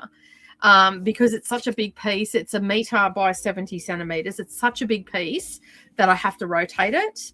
And so, yeah, so I am getting the drills in. And so on Saturday mornings, I do slow stitching Saturday. That's what the background is at the moment. I did a bit of that this morning. And then for a few hours, I'm working on this. So I'm going to try and finish this section before I log off today. And then I will have a pre-recorded one. I don't think I will get this whole section done because I do have to make some lasagnas and stuff. And I've already been on for nearly I just clicked over 4 hours. So yeah. So we are going to be doing live streaming a lot on the channel this month. And hopefully you will all be able to encourage me to keep going and get this finished. So that is the plan. And that. So yeah, but welcome on in. Thank you for being here, Birdie. If you have another name that you'd like to go by, just let us know in the comments and I will do my darndest to remember. Leah says, yes, it's been, I've been a bit sick lately, but I'm keen to start crafting again. My brain says yes, but my body says maybe later. Yeah, I feel you on that one, hun. I have felt a lot of burnout and a little bit of tiredness and all the rest of it over the last couple of years. But I just I've got to the point now where I just need to get stuck into it, and whatnot. And, yeah, so, Brendan and I have both decided that we're going to slow down a bit and not push ourselves so hard. And we're going to do a little bit of traveling. So right now we're in the process of doing up our camper van so we can do a little bit of traveling during summer, which will be absolutely fantastic, and recharge the batteries because he is not feeling that crash hot, very tired and burnt out and all that sort of stuff. And he's worked away from home quite a bit as well, so that also has played a big factor. We're excited to go and do a little bit of traveling and see the beautiful country that we live in, that, you know, I keep watching on Instagram and YouTube and all that sort of stuff. So yeah. Right, this first few trips that we're going to do are probably going to be just around the Queensland area, not too far from home. And we are going to be traveling in summer. So we may end up going south too because, you know, wet season and all the rest of it. We'll just have to see what this season brings us in Queensland, I guess. But yeah, because they are saying it's going to be a lot drier than normal, so we'll have to wait and see. That usually doesn't equate to much in the tropics, so we tend to still get our wet weather. I think last time they said that it was going to be drier, we had mass flooding, so I don't know. Just depends what weather person you listen to, I guess, and what they're saying. And I think a lot of time they're more talking about the southern states than actual Queensland, because Queensland just tends to, you know, hit our summer. Although we have had we've had a bit of rain this winter, which is very unusual for us. And the other thing I noticed the other day too, because, you know, there's starting to be little signs of winter ending and spring starting to begin. I noticed next door in their palm trees, I've got my next door neighbor's got 2 massive palm trees, and there's pink and grey galahs nesting in there. I'm like, oh, that's so cool. We'll have little baby ones there. So the kookaburras mustn't be nesting in there this year. So they must be on their off year, because I believe kookaburras only, these particular kookaburras only come back here every second year. So yeah. Yeah, it will be fun for both of us. So we're really looking forward to it. Like, we've been working our butts off on that. So it'll be good to just be able to get away. The catalyst for it was when I saved up for the last few years and I went overseas with Savannah, my middle child, for the first time going overseas. And we went to the UK at the beginning of the year. That was stressful, I'll tell you. Trying to get all that money together, so expensive, yeah. We haven't had any rain in Rockhampton. Everything is crunchy. Yeah, we've had rain down here. We don't normally get rain down in Kingaroy on that in winter, and we've had, like, my tanks are still full. My rain tank, my drinking tank is still full. I think it's like one rung from the top, and normally at this time of the year, it's at least a quarter of the way down, right? Like, it's, yeah, so I'm only one rung down, which is unheard of on that. So yeah, but it's still dry. Like, it's dry, it's like normal, it's crunchy and all that sort of stuff. So and the weirdest thing happened the other day. Like, I've been living in Kingaroy in this area for over 16 years now. Well, what would be?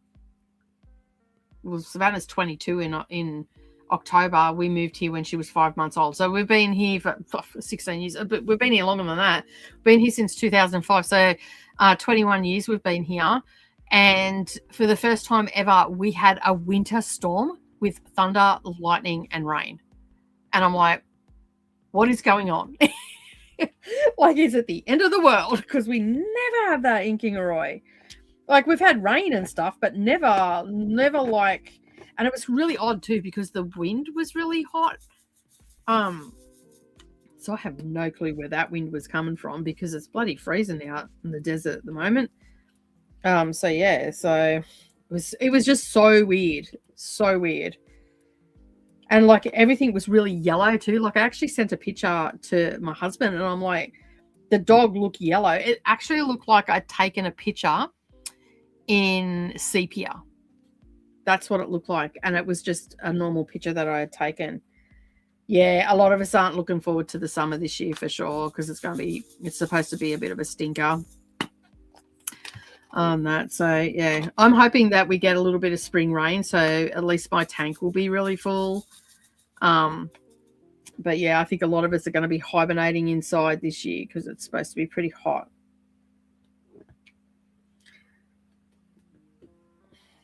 So yeah. What is the time? Okay, it's 12:10. Yeah, I'm probably going to have to wrap up by 12:30, I think, because I do have to make some lasagnas, and I can't do that and live stream at the same time. And I do have to film tomorrow's video as well, which will go for an hour. So there definitely will be a video tomorrow.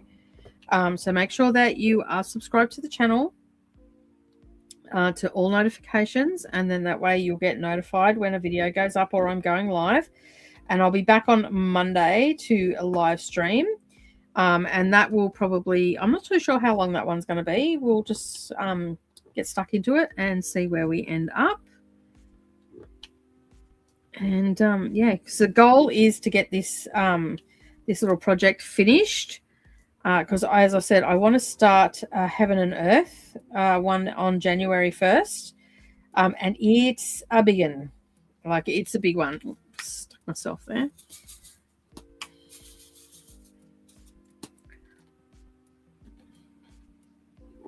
But we've got a fair bit done today. Like, we finished off this whole section here that wasn't done, and then I've done all what you can see so far in this little section. And we've caught up with some old friends as well, which is exciting, and some new ones as well. We got to talk to Maria's granddaughter, who was joining us a little bit earlier. She's probably asleep now, because she's only 6, and she was telling us about how she crochets, and she really likes crocheting, and she had made her mum some coasters for her coffee on that. So that was exciting. That was when I was doing slow stitching Saturday section of it. So yeah, I did this once before, where I did, to be fair, I had only done this much in the corner, and then I did a whole diamond painting that was quite larger, what was it called, frost dragongling, and I ended up giving myself a repetitive strain injury, because I was working on it for hours and hours a day. I mean, I got it done, but I don't recommend it doing it all day every day, because it actually ends up hurting you, which is not great at all. All right, so let me just get these back in. They're all a bit static at the moment. We are going, I think we'll wrap up for today, as I said, because, oh, come on, I'll do a couple more. They get stuck in the little grooves and they don't want to come out. There we go. All right, got that out. I'll get them in. I'm just going to do a little bit more along here and fill these in, and then I will wrap up and get stuck into the rest of my day. I've still got to do washing and, you know, all the Saturday chores and all the rest of it. But I am excited to get this done. very, very excited indeed. So yeah, it's gonna be awesome to get this finished, and then I can get the frame for it, which will be good. So yeah, all right, let's do this one. And I'm doing a big chunky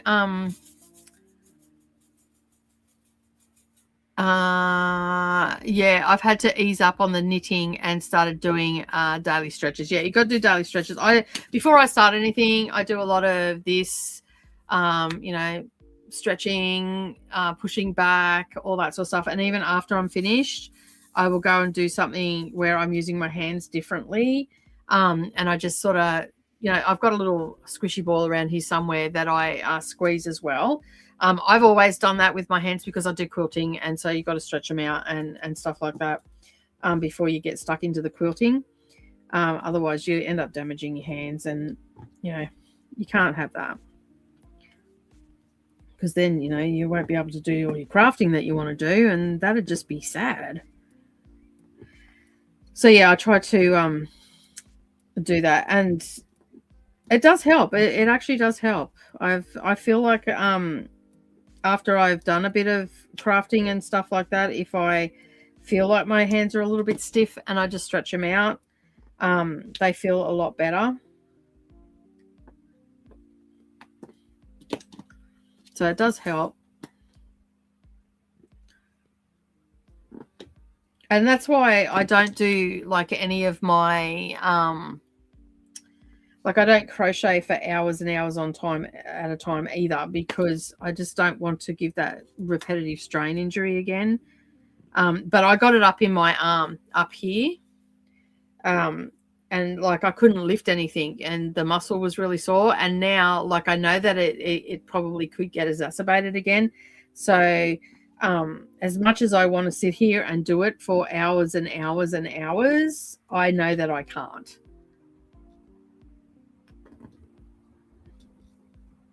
So it is what it is, and yeah, but at least I'm aware of that, and I'm not going to wreck myself this time. I didn't even think when I was doing it that I would injure myself doing diamond painting. Yeah. Yeah, your hands won't be happy about it at all. Yeah, they get very frustrated with, like, and then you get even more frustrated because the simple fact is you can't do things because you've injured your hand. Like, for ages there, I couldn't even lift up 3 books in my right hand, and I'm right-handed, and it was my right arm that I did it on, and I'm like, oh my God, what have I done to myself? So I just used to massage it, and I used to rub. I would, if it started to feel like it was a bit flared up, I'd rub some coconut oil into it because it's an anti-inflammatory. And so I'd do that, and I mean, it was great for the skin. Like, my skin was really supple and whatnot. So much so that when Alfie jumped on me, he was able to rip my arm apart. So yeah, that's what all that scarring is on my arm. So you can see there, he got me a beauty, went straight through my new tattoo. So you can see there's a white line through my tattoo. So I'm actually going to get, I hate it that I've got those scars there now. So I'm actually going to get a proper cuff done now. So yeah, cover it all up. And I'll have to get the ombre done as well, because, like, well, as you know, I only got that done last year, and he's gone straight through it and put a white line through it. So I'm going to get that. You can't really see it on camera, but there's definitely a notch in it now. So I'm going to get that fixed.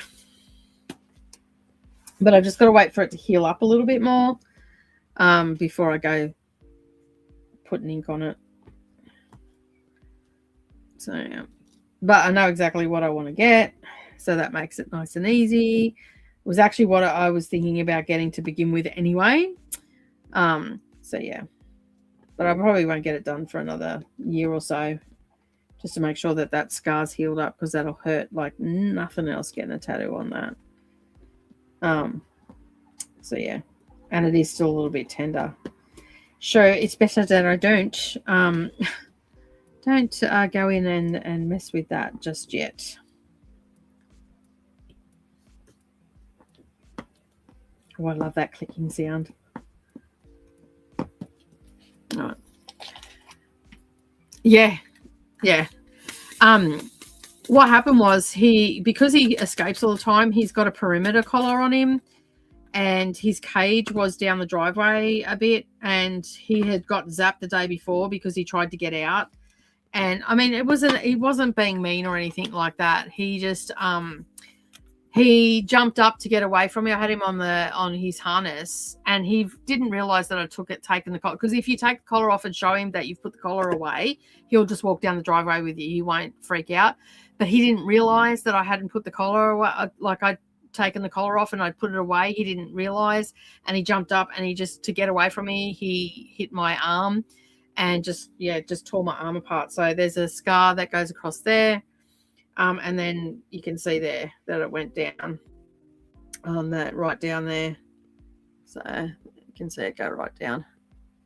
So yeah, it's gone through there, across there, and then down there. And they're quite prominent. Like, on the camera, you're not really seeing them, but because of the shadowing. But yeah, they hurt like a bitch. Let's put it that way.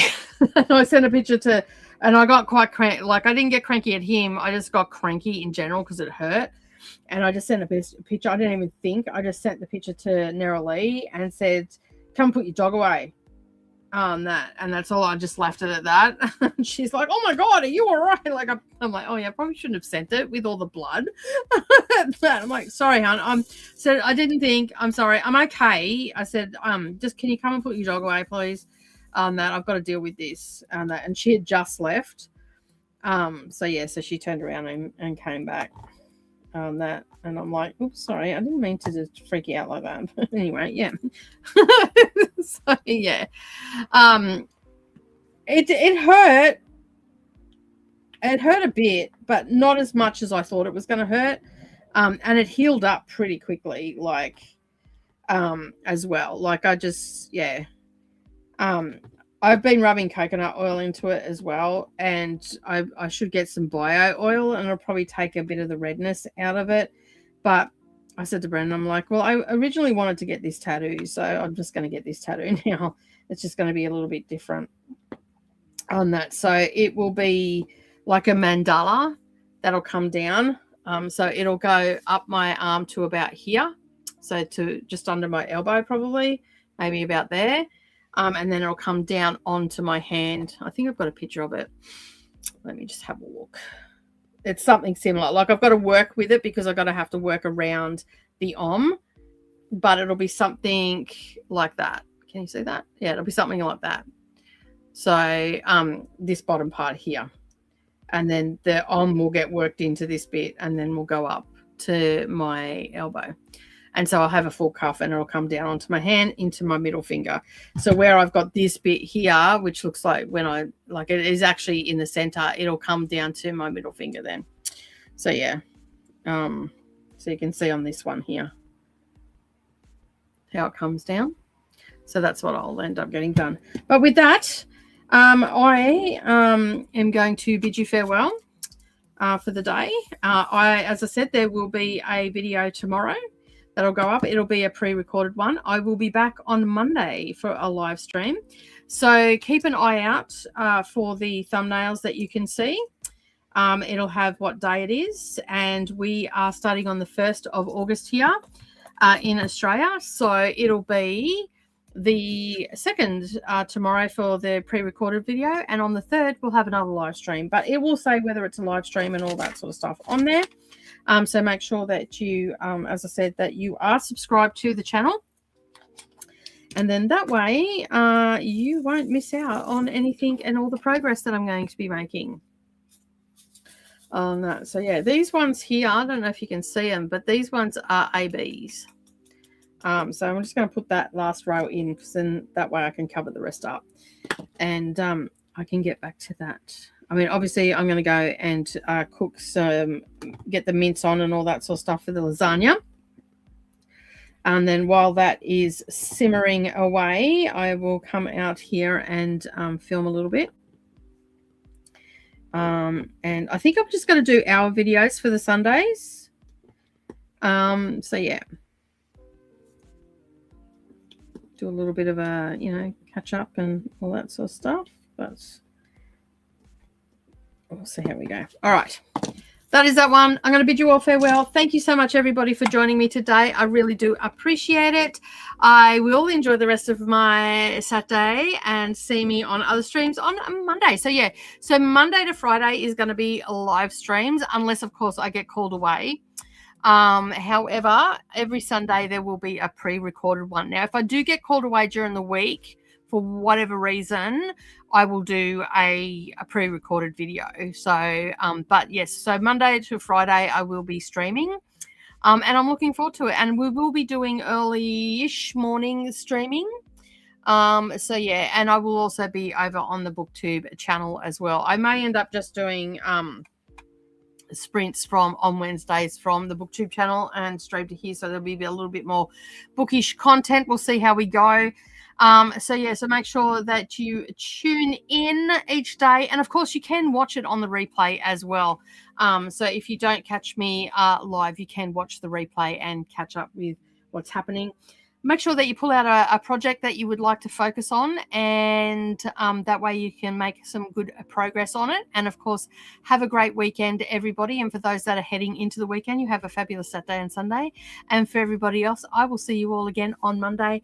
Bye for now.